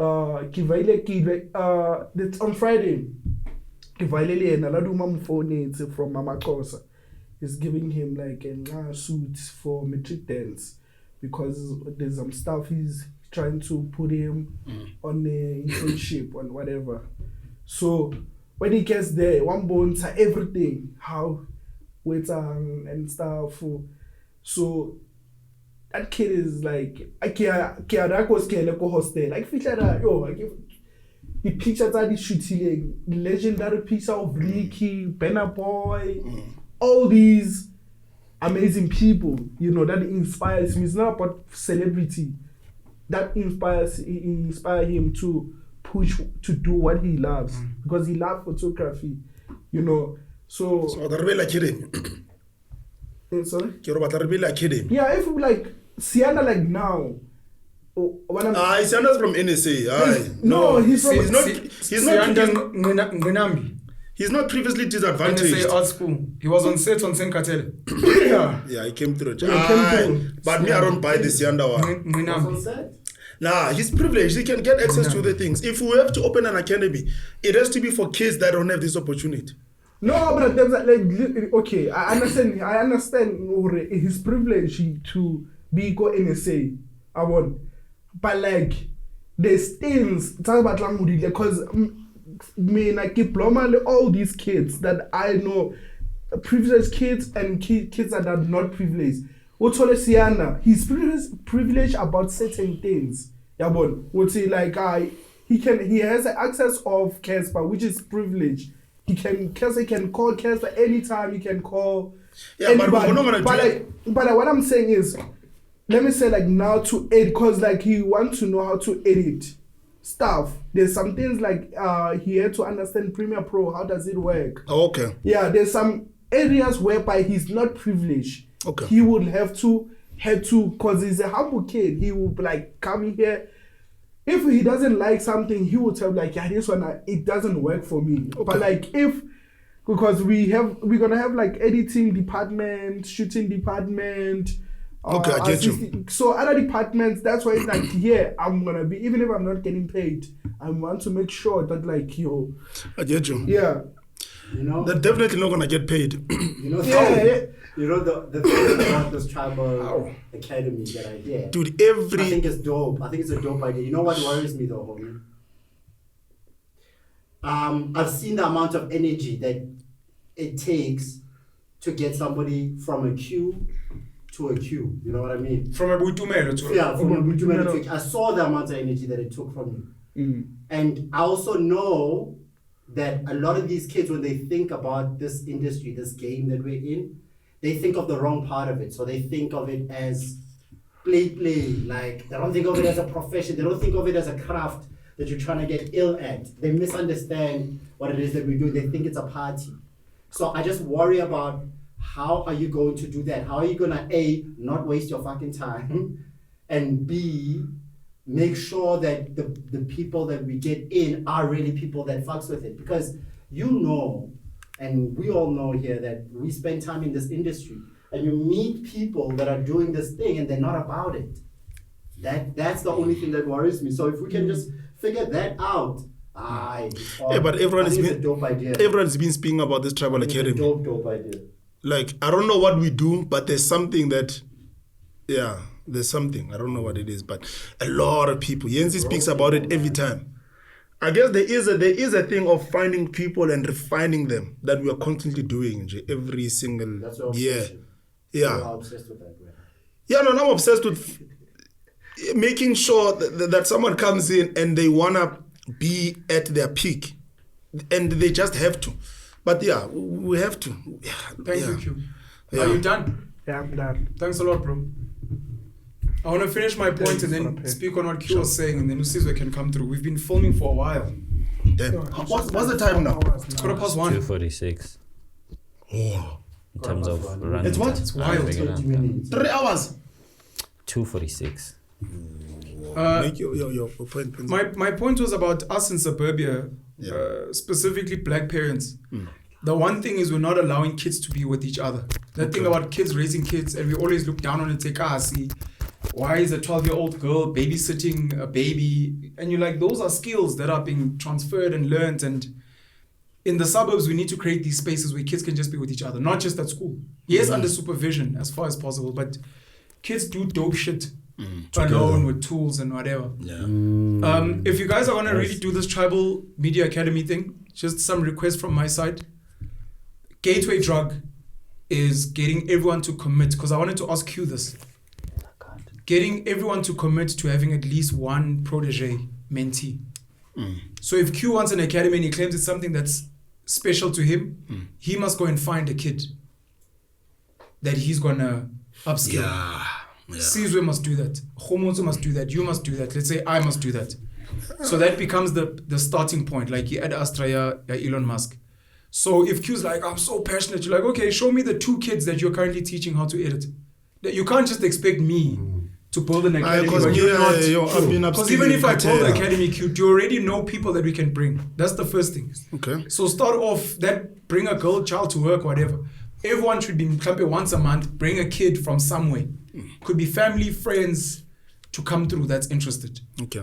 The second thing is, when you guys spoke about Susian, and that is at NSA, I think you're wrong. I think you're wrong. Yeah. Because this is where we end up with the missing middle. Where a kid is from Ekasi, happened to get into a space, and then everyone's like, oh no, this kid is fine. And you're like, the kid is actually not fine. It wasn't enough that they were in the space. They still need the upskilling. So don't just focus on, we only want kids from Soweto. Just Kasi. And you're like, yeah, but this one goes to Chepi Boys. Yeah, but he's also from Soweto or from a lower suburb. He also needs this opportunity. Don't just assume. I can take that, you're right. And I want to take it to a higher level to be like, please don't make it, if you want to do it, don't make it black. Don't make it black. And don't make it township. Don't make it black. You are going to be surprised if you start this project and if it works. You will find a white Jewish girl from St. Mary's who's going to come in here curious, hardworking, and commit and learn and work and bring people and connect you. And she's like, thank you for the opportunity. And she becomes that thing. Yeah. Okay. So whoever you can find, and to what your point was, you need to find kids that want it. Yeah. It's a big mistake that people make. Yo. Hey guys. No, my nephew sits at home and he does nothing. I want to bring, Man, I can tell you. Don't make that I've been mistake. trying to bring kids on, right? And it'll be like little weird things that'll turn me off. Like the other day, and I need to call this kid and let him know why I'm turned off.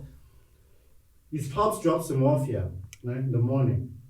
In the evening, when I'm supposed to go home, how that kid arrives in Deep Soweto is my thing now. It's a thing To drop I him need off. to figure out. Yeah. And I'm listening to I'm rolling with Sizwe at that time.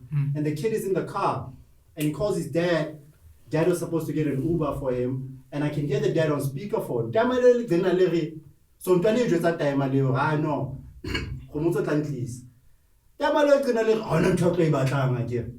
You know? As if like I mustn't like all of this, like the fact that I'm taking his kid around, I've introduced the kid to the set, which is a big deal. Bro. You don't just get normal access.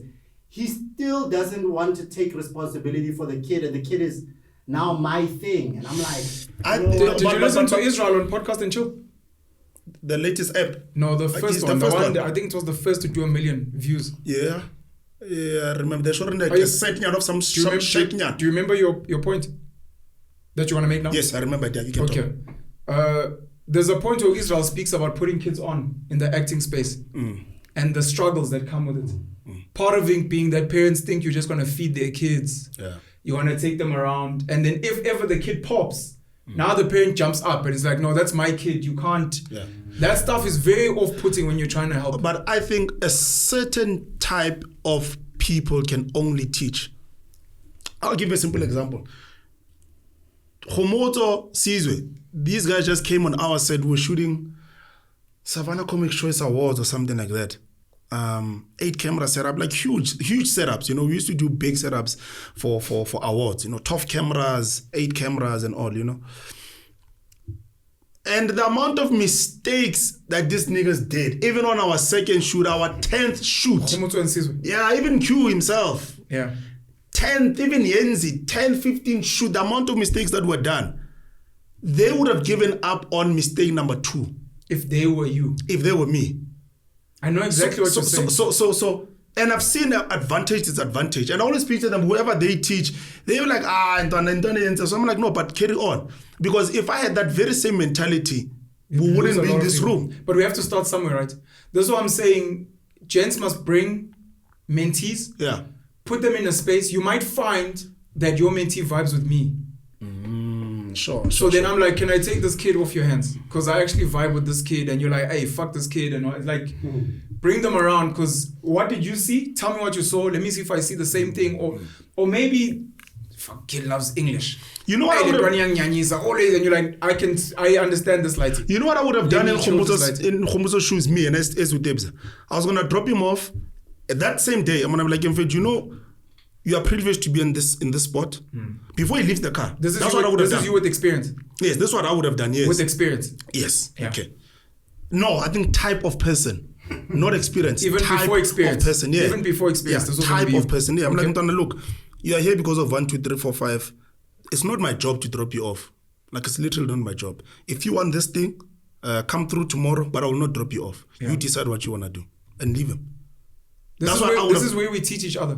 Yeah. I've spoken to parents about how parents need parenting coaching because they don't know. And sometimes it requires just to sit down. Yeah. Where Gomotso in future's like, oh, I didn't think of that, or this is how I move around it. Or even speak to the dad. You're like, look, man, your kid needs this opportunity. Yeah. Meet me halfway. I've already given him something that you can give him.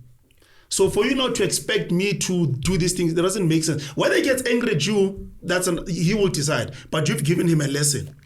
I want to say this. I want to add to the lesson. So there's the lesson. I also want to say I've had a lot of friends beside myself that have tried to put kids on in various spaces, various industries. They house them, they feed them, and the kids smash the car, get drunk, bring girls in when you're not around. The one thing is the lesson. And if you can't give it, get someone to give it. Be like, I can't speak to his dad.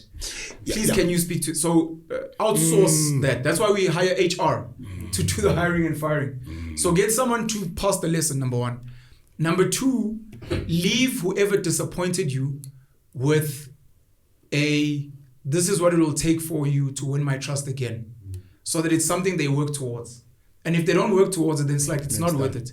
There's a kid that you and I both know, I won't mention his name, but he's wanted to work with you and he's asked me for advice. And I've told him do this and he's done a little bit. Then he's come back like, with Daves, I said what? I'm like, what did he say? He said these things. I'm like, oh, he gave you feedback. I'm like, go work on these things. Yeah, but the thing is, Pen, I'm like, if you're not willing to work on these things, you don't deserve to see him again. And whether you see him 5 years later, when he sees you again, this must be the first thing you answer. I remember, Gomotso, you said I should get transport.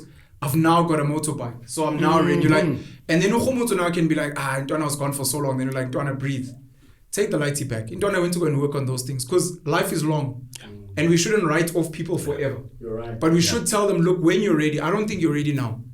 Your mom, I was doing a favor for your mom. I was doing a favor for you, but you don't want to be here. And I'm going to tell your mom, well, this lighty is not ready and I don't want to work with him because there are other kids that are hungry for this opportunity and I want to work with them.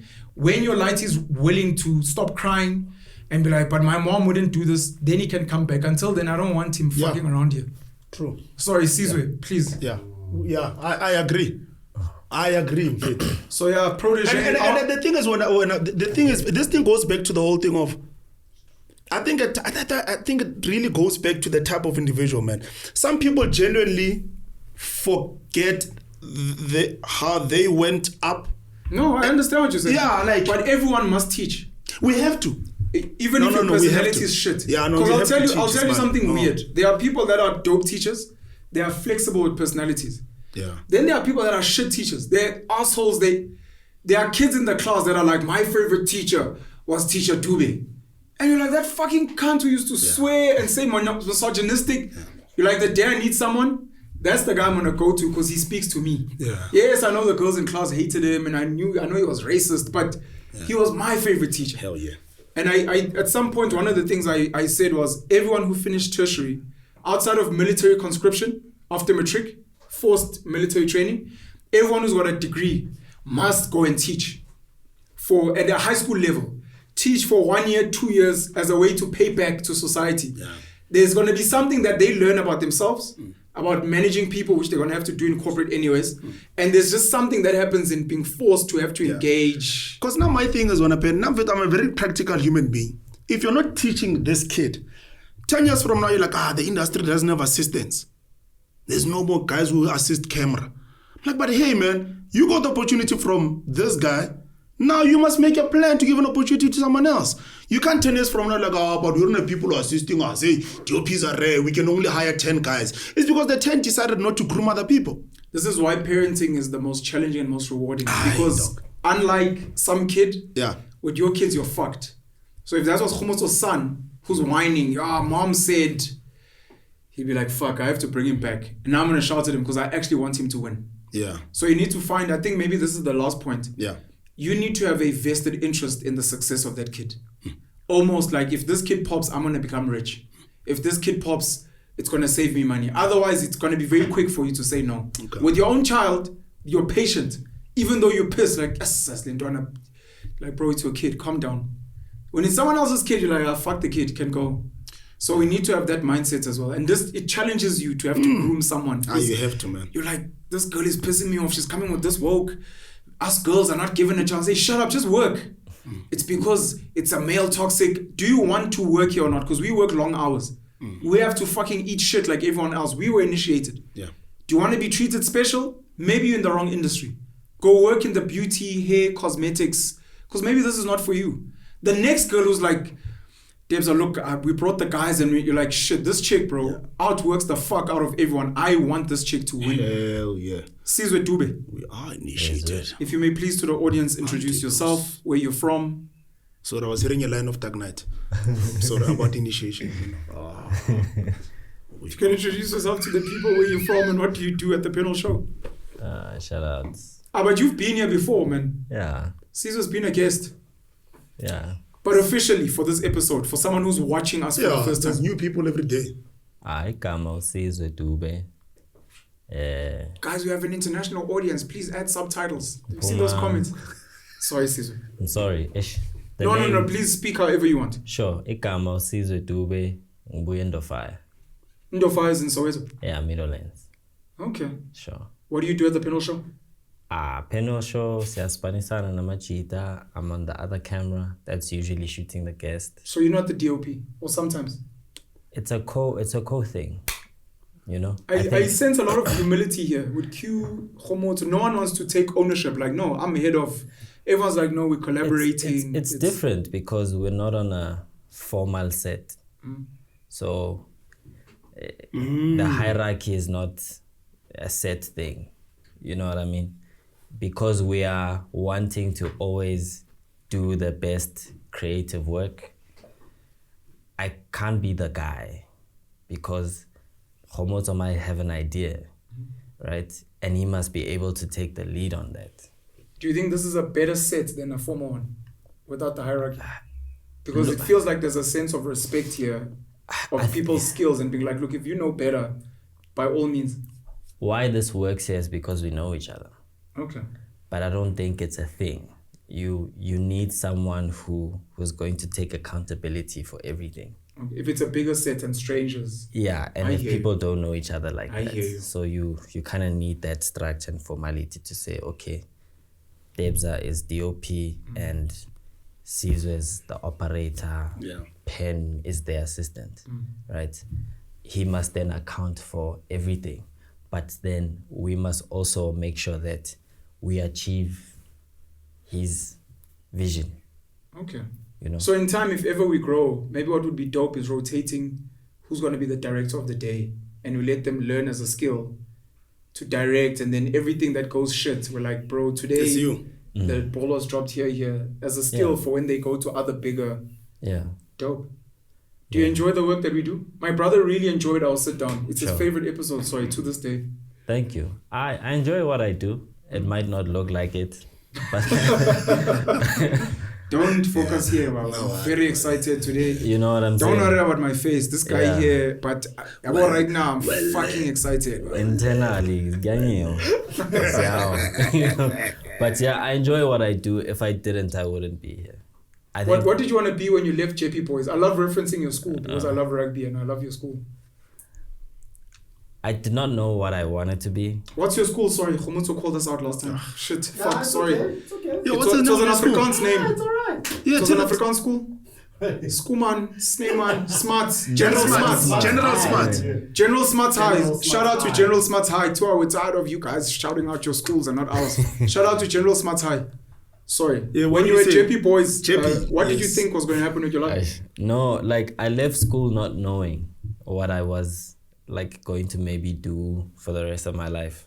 Are we But- happy with the sound? Or should someone be checking? The The levels are nice. Come on, we don't trust you on sound. We don't trust I you on wasn't sound. going to sound. Thank I was you. going to the other camera. Thank you so much. Q, But can you yeah. do sound? On, it's No, not needed. we don't need. Okay, sorry, Sizwe. But yeah, It would what suck if Sizwe, who was doing sound, comes here and then his sound is fucked. Nah. no, Q, I've we also been don't trust checking you on it. sound. That's Okay. why I was throwing in comments problem, thank you. here and there. But I didn't know what I wanted to do, but I knew what I was good at. Like I had some kind of measures. So I applied for law, I applied for art, and then I applied for like a general BA. What you were good at academically. Yeah, also like what my aptitude test revealed. You believe in those things. I do, you Okay. know. I also academically, you know, I Law know and arts are so opposites.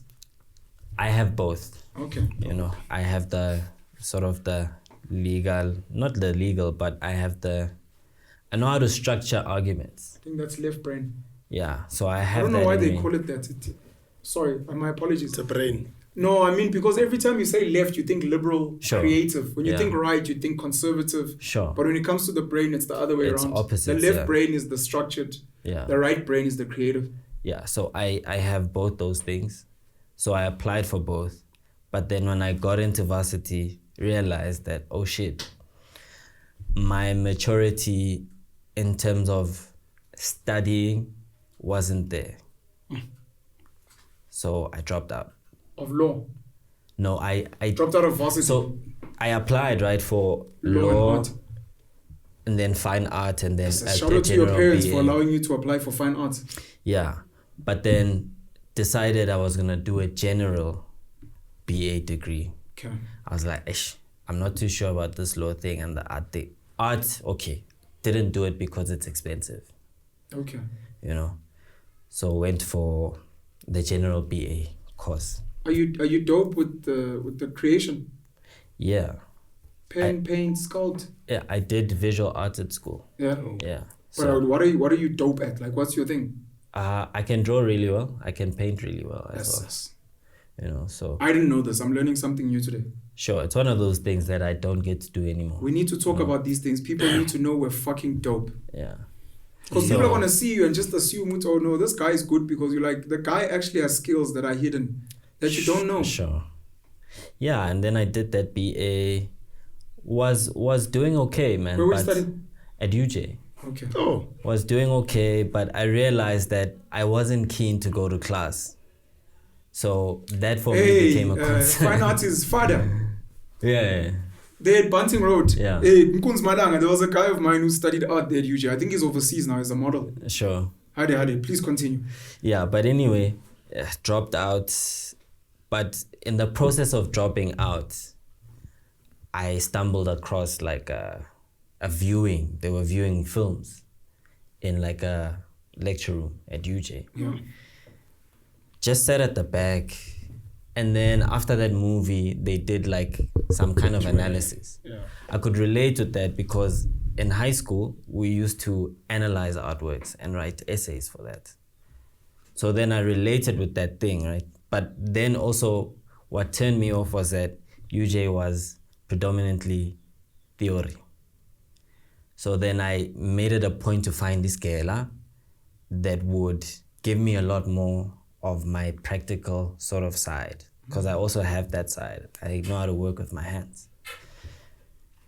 Long story short, decided I'm gonna finish the year, so when I say to my parents I wanna leave this thing, I didn't drop out like mid-year or something. Sure. I saw the year out, did that, went to apply, and literally, got into City Varsity, did film. That's where I met Gomotso. Dope. Yeah. Your parents were fine with all of this? No, Oh. they were not. Okay, so they had some leeway, but they were still typical parents. Yeah, I think for me, what I did for myself was that I was cunning in that I made sure I didn't go to them saying, yo, ngifuna ukuya kule school. Sure. I went to them saying, yo, I want to go to this school, this is what gonna take, and this is how I'm gonna do it. Yeah. So You had a I had a plan. whole plan. Like, yo, I'm going here, this is how much it costs, this is how I'm gonna do it, this is the duration it's going to take, wada. And then, they were reluctant, but I guess they were parents who want to see me succeed at something and doing something that I love, and they allowed. No regrets. For myself, Yeah. no regrets. Law? Look, it's one of those things where I'm like, I'd probably do it just to exercise my brain. But in terms of practicing, no. Okay. Yeah. Your favorite, I don't know if you've got anything to say. Your favorite Penuel show episode? I'm taking liberties because I've had you before. Sure. I'm going to have you again. By Favorite, liberties, I mean to not probe deeper. Sure. Liberty. Favorite episodes now. But the first one for me is Timer's Face on Madondo.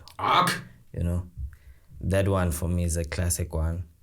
And then second is Miles Kupega. Yeah. And then third one is recently Talipani Banks. Hectic. Yeah.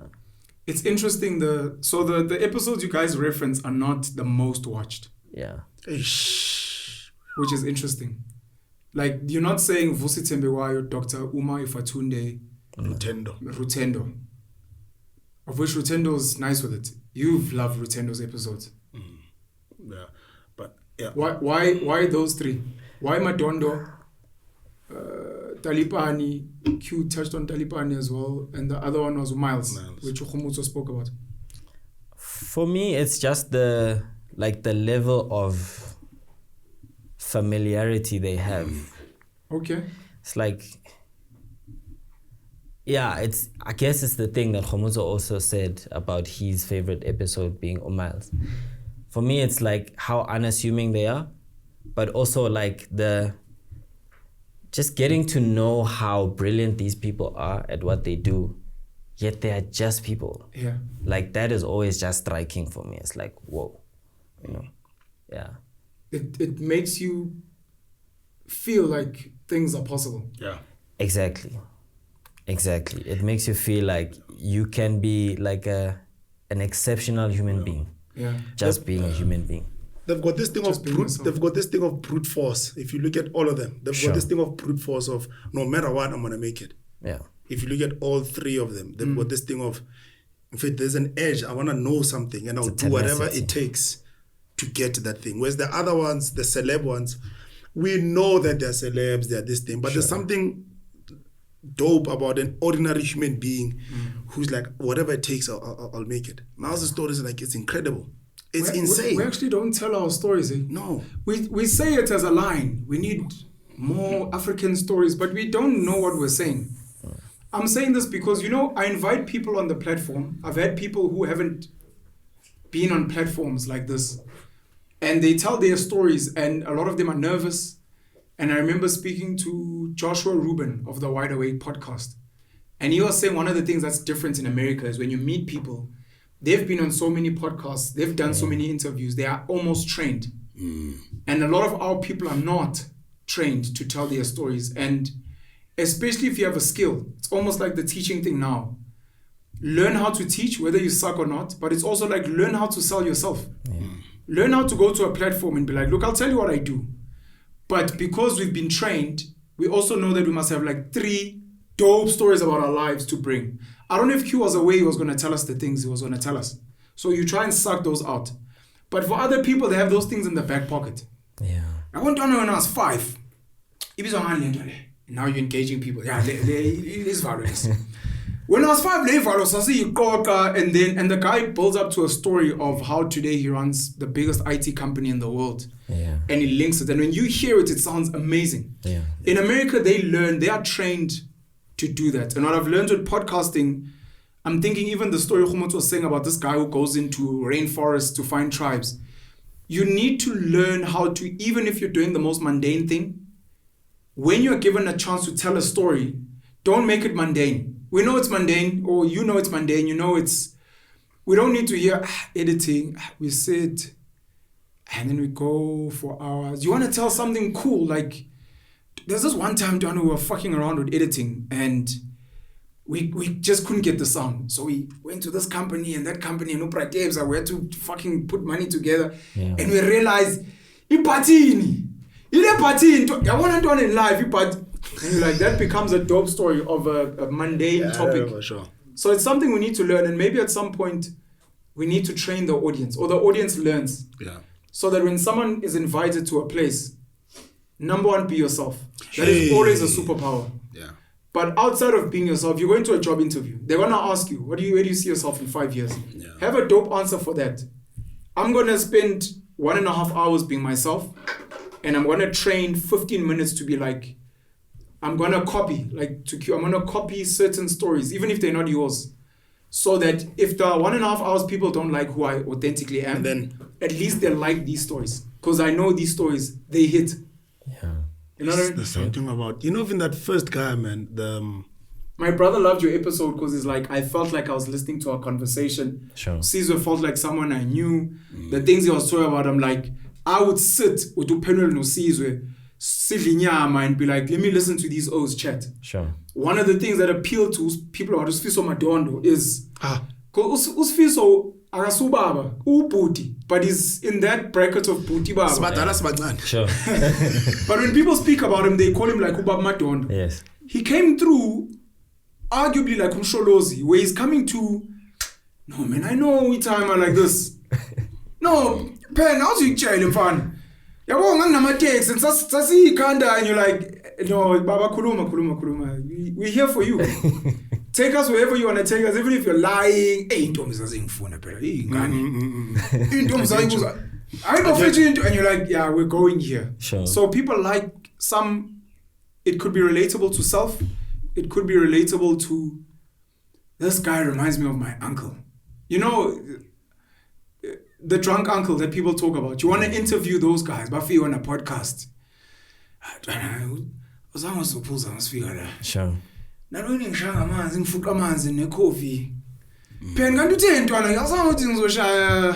And you're like, yeah, the guy reminds me of my fucking uncle. We've been talking for too long. What? So those become some of the things. Yeah. Sizwe said some really profound things, man, off camera, which have left me thinking about a lot. There was a time when very early on, I think we hadn't shot for like 2-3 weeks. And he was like, I missed coming here. Like, what do you mean? He's like, I know we come here to do work, but we also learn when we're here. Like, I guess you could argue it becomes a church. Yeah. I don't know who's going to come. I don't know what they're going to say. I don't know what I'm going to learn. It's really been there. I'm going to walk out of here and I'm going to be like, hey. And you almost, even when you get home, say, what's the case today? What happened? You're like, hey. Hey, open today, bro. Yeah, look, you'll see when the episode comes. And that becomes nice. Which is why at some point I stopped sending the guest's name. Yeah. Because I also realized Yenzi, I don't know if it's her favorite guest, but she was excited when Tutuzane Zuma came because they're from Nkandla. Yeah. She was like, yo, when he comes here, can I please take a picture? But you also, for me at least, I might have an idea. Sometimes I bring people that I don't know, which is a gamble. And I walk away being like, okay. There's something. Yeah. But you also like, for the guys, I don't want to create expectation. Yeah. It's nice to come here and be like, Xoli Mfeka. Dana, she's a sex worker. You're like, choppy chops, buddy. And then afterwards, you're like, hey, okay, shit. Even that yellow Melo that you brought, what's her name? Yellow Melo. No, she's gonna kill me for saying Yeah, this. you can't say this on camera. No, but I will not. I can't ask Kulumi nje. How? Carry on. Yeah. Le yellow Melo le. What's her name? Bridget.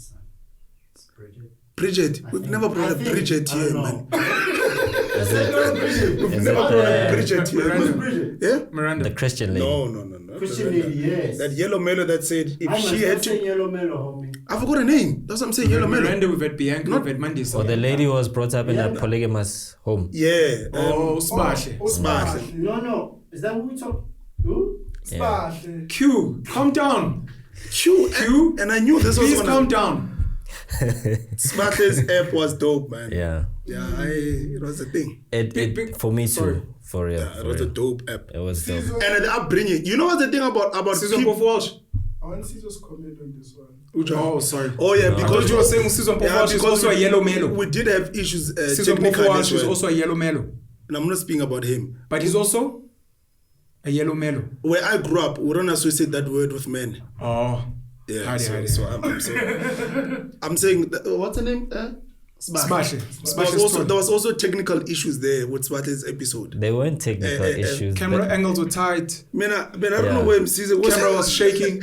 No, there was a lot of close-ups. I remember also Q complaining that there was a lot of close-ups on Swati's episode. She is a beautiful lady and she had to be seen. Oh, so that was you? Yeah. Yeah. Okay. On her behalf? Yeah, she had to be seen. But that is discrimination, just to let you know officially. We're Other not, people also want to be seen, and for you to make that decision, Baba. we're not gifted equally. Yeah. That is also very prejudicial, but it's fine. It's a truth. Okay, says the director. Like, what do you want Sizwe to answer now? Ngoba sekuyi-pause. I already answered that. No, he was complaining about technical. He didn't have white shorts as well. That's why he brought it up. Why it's Baba? Yeah, there are certain people that I know the guys only do close-ups on.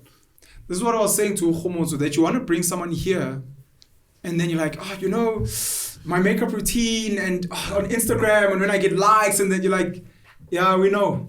Yeah, we know It's what like, it no, is. bring something else. Like, my dad, D.O.P, was a polygamist, and I loved him very much, and he'd come through, and how you know he's coming through is my mom. All of a sudden, now 16 and you're like, I remember the you nigga's were- coming. Now all of a sudden, your mom is smelling nice. Hey, Nina, and you're like, time is coming. Those How do you know? stories related All with me, ladies man. on her thing. Those stories, I remember she said when my dad left the house in the morning, there was like some sort of a guard of honor. It's a guard of honor. Yeah. Now in Ubabu, you span. And Magaboya, they know we're going to be nice. Yeah. I'm like, hey, man. That's nice, man. Yeah. Ordinary, there's something about ordinary people and ordinary stories in Dona. I think all of us here, our top 5 apps won't be the most rated apps. It won't. Yeah. Because people But I just think relate to... even the most watched outside of Rotendo, it's because they also came with a profile. Yeah, like for sure. Uvosi, people are gonna watch him regardless. Yeah. Now it's how far they watch based on the content. Ooh, okay, You sure. know what I'm saying? With the ordinary person, Yo, all those views are all you. remember that guy from Limpopo that hiked and took a bike? Bongani Shabalala. Yo. You used to love that episode. I forgot it. Bongani Shabalala. And that's one of my favorites. That man is, I think, the most resilient human being I've come across. Like physically, like this. Yeah, no. He's the Ironman In real life. in real life. Yeah. Yeah, like it's Cycled from Joburg to Tsanin. He's I forgot where he's from. Yeah. Yeah. You don't hear those stories every day. There's something about just an ordinary guy like Smal. I'll show you.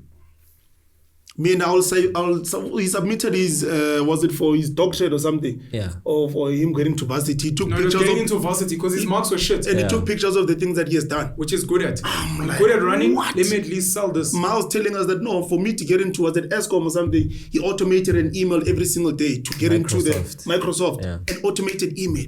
And I'm like, But are you hearing what these people are saying? And that's the thing. And we've got a missed.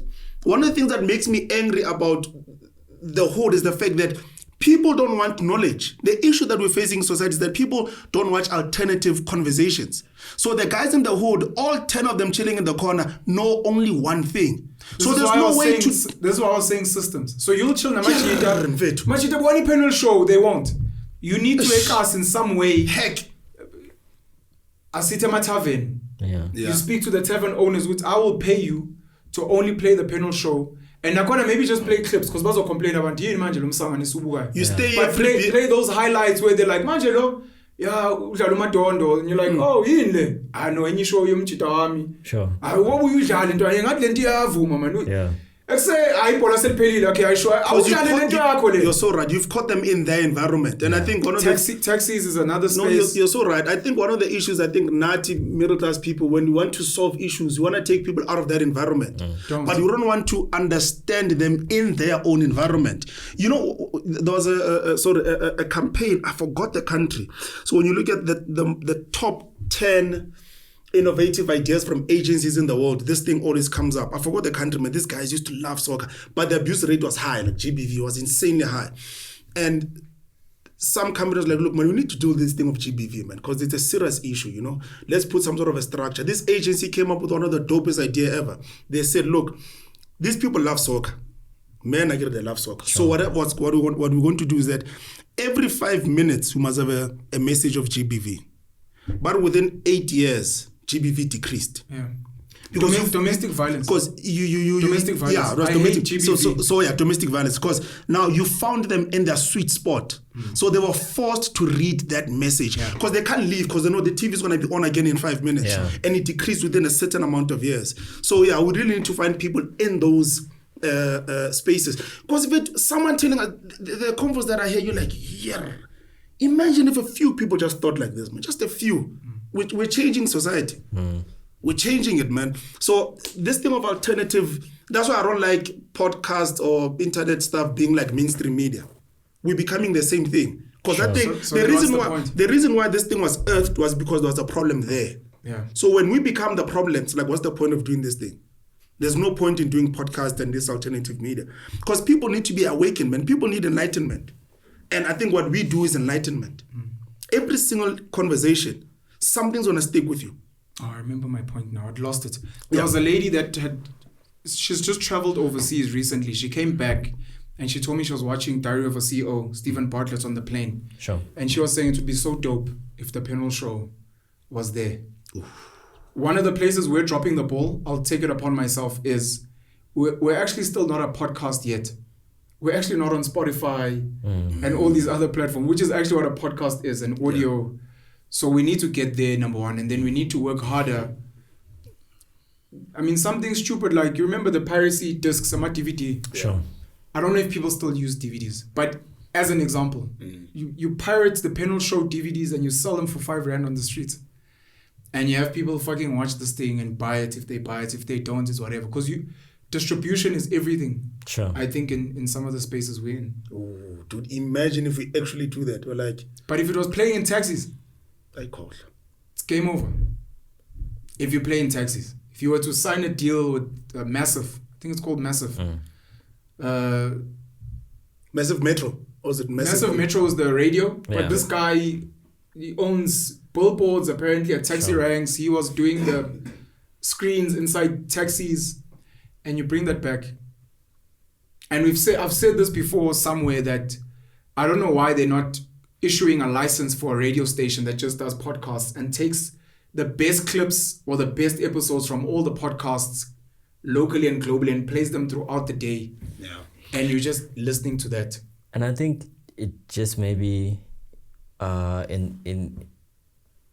in sort of continuing your train of thought, I think it would be a great thing for the Penuel show to actually open up the podcast, or rather the brand of the Penuel show, to its audience. You know, I think people are dying to interact with the Penuel show physical, you know. Yeah. You know why I'm saying shit. Because, I mean, I take this from having seen... It's another podcast. It's called Kona Juta and Debe. right? It's done by Umchita Obizom Sindisi Wesigo. Yeah. What he's been able to do is do his podcast, but then invite people to come into a space. And these are like-minded people, and they start having conversations because these are people who have similar interests. And what he does is that he facilitates the space. Yeah. And it goes beyond just we're watching the Penuel show to, okay, we're these people who have these ideas and maybe solutions to problems, you know?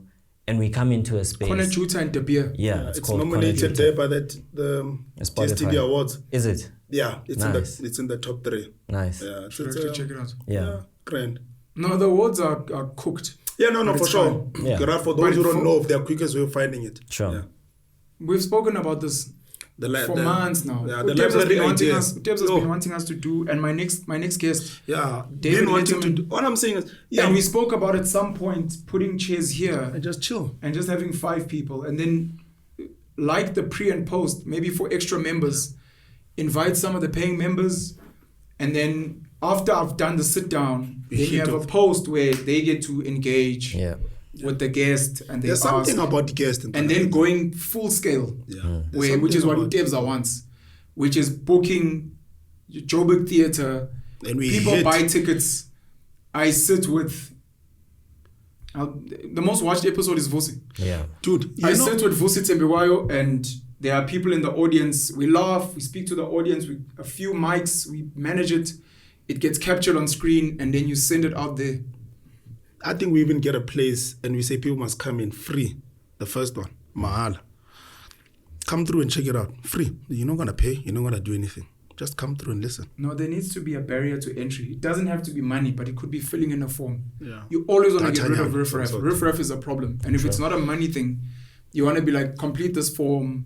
Yeah. Where do you work? What do you do? Whatever. Just that little admin. Just that little admin. It's me. It's Oh, me. I thought you were saying I must wipe something. Just that little admin. Yeah. It takes certain people out. That's why they're like, look, click on the link, free tickets. Sure. People don't do it. And you're like, then you can't get in. Yeah. But yeah, I guess we need to do it sooner Yeah. rather than later. We must hit it. Yeah. We need to put some people in here. But you guys don't have capacity. So we need to find people that can assist Via space. via the admin of that. Hey, yo. I think Q is already struggling with the social media, in my opinion. Some of the shorts that Q makes are so pop.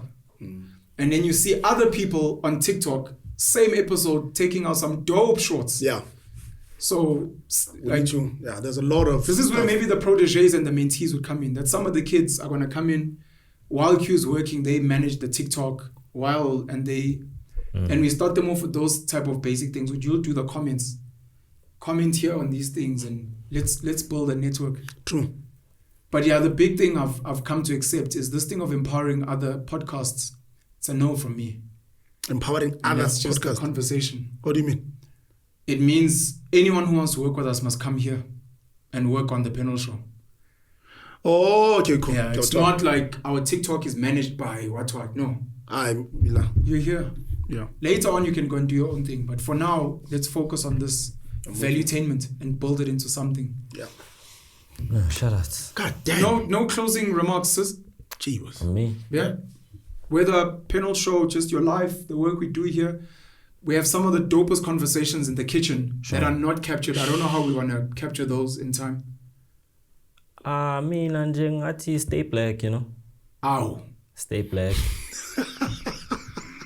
it's You a know, real whenever thing. people speak about black, people always look at me. No, like- this one is to the AfriForum member. No, like what stay black means is that, you know, keep it true to yourself. Yeah. Yeah, it's the most basic thing I can say. The Penuel show is here to stay, you know.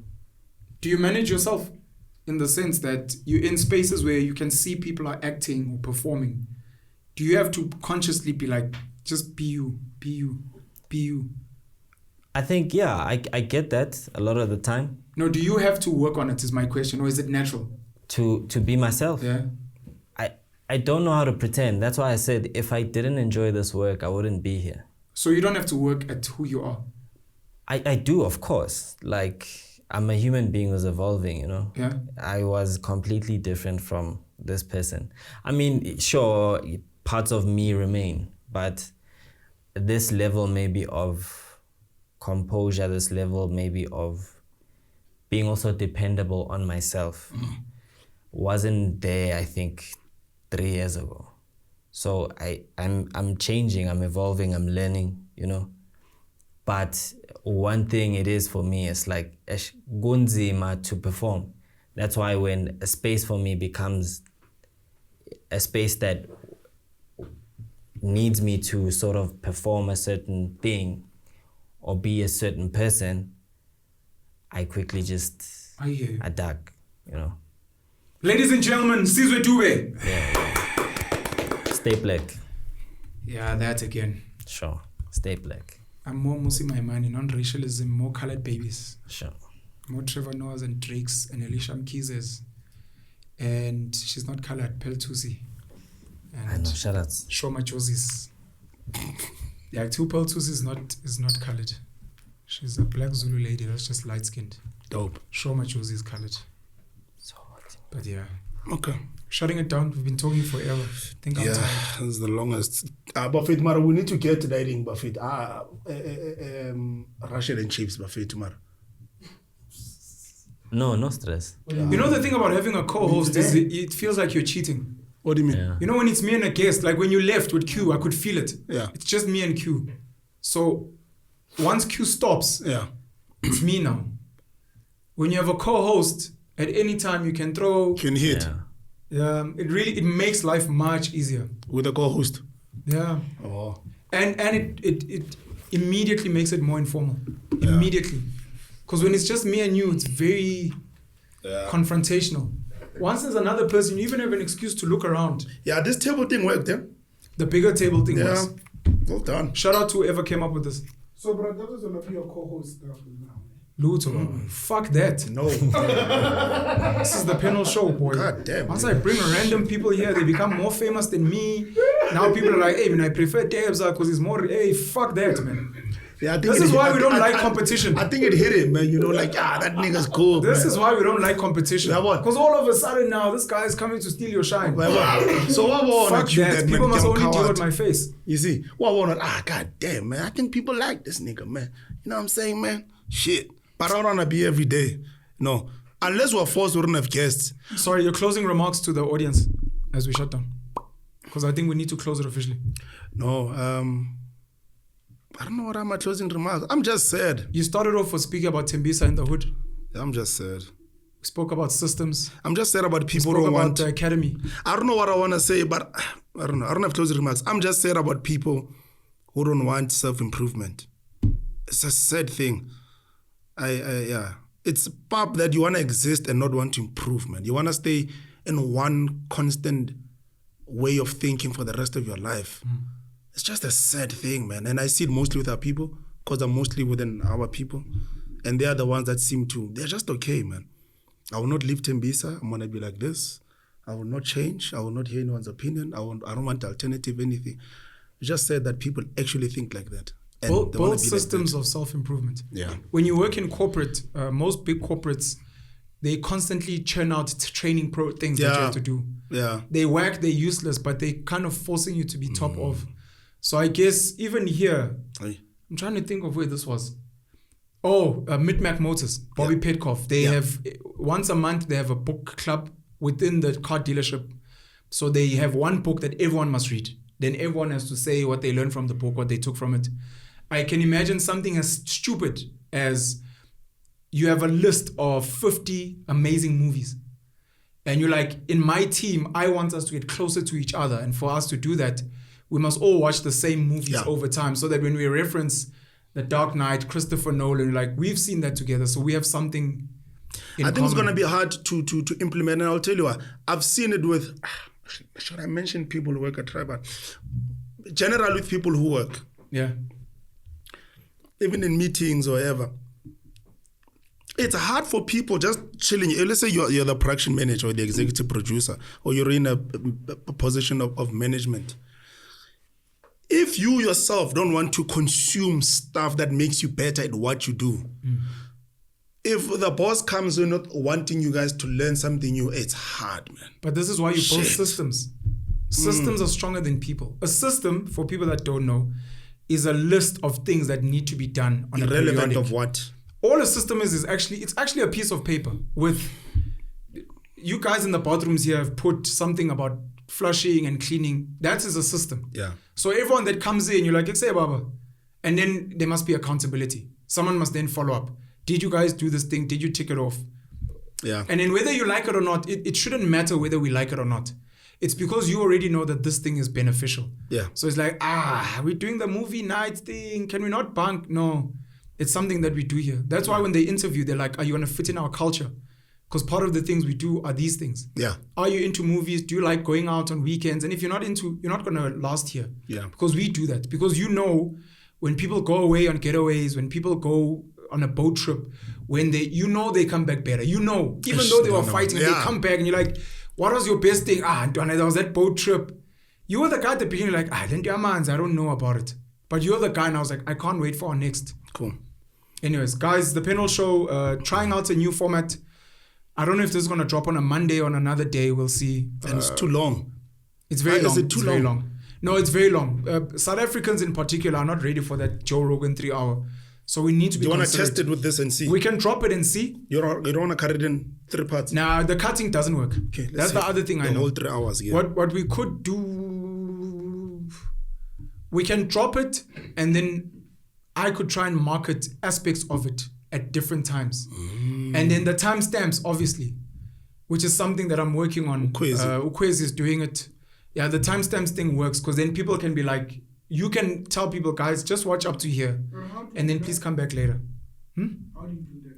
It's very easy. You put the time and then you give titles and then you put in the description. Okay. It does it automatically. Okay, Yeah. we'll figure it out.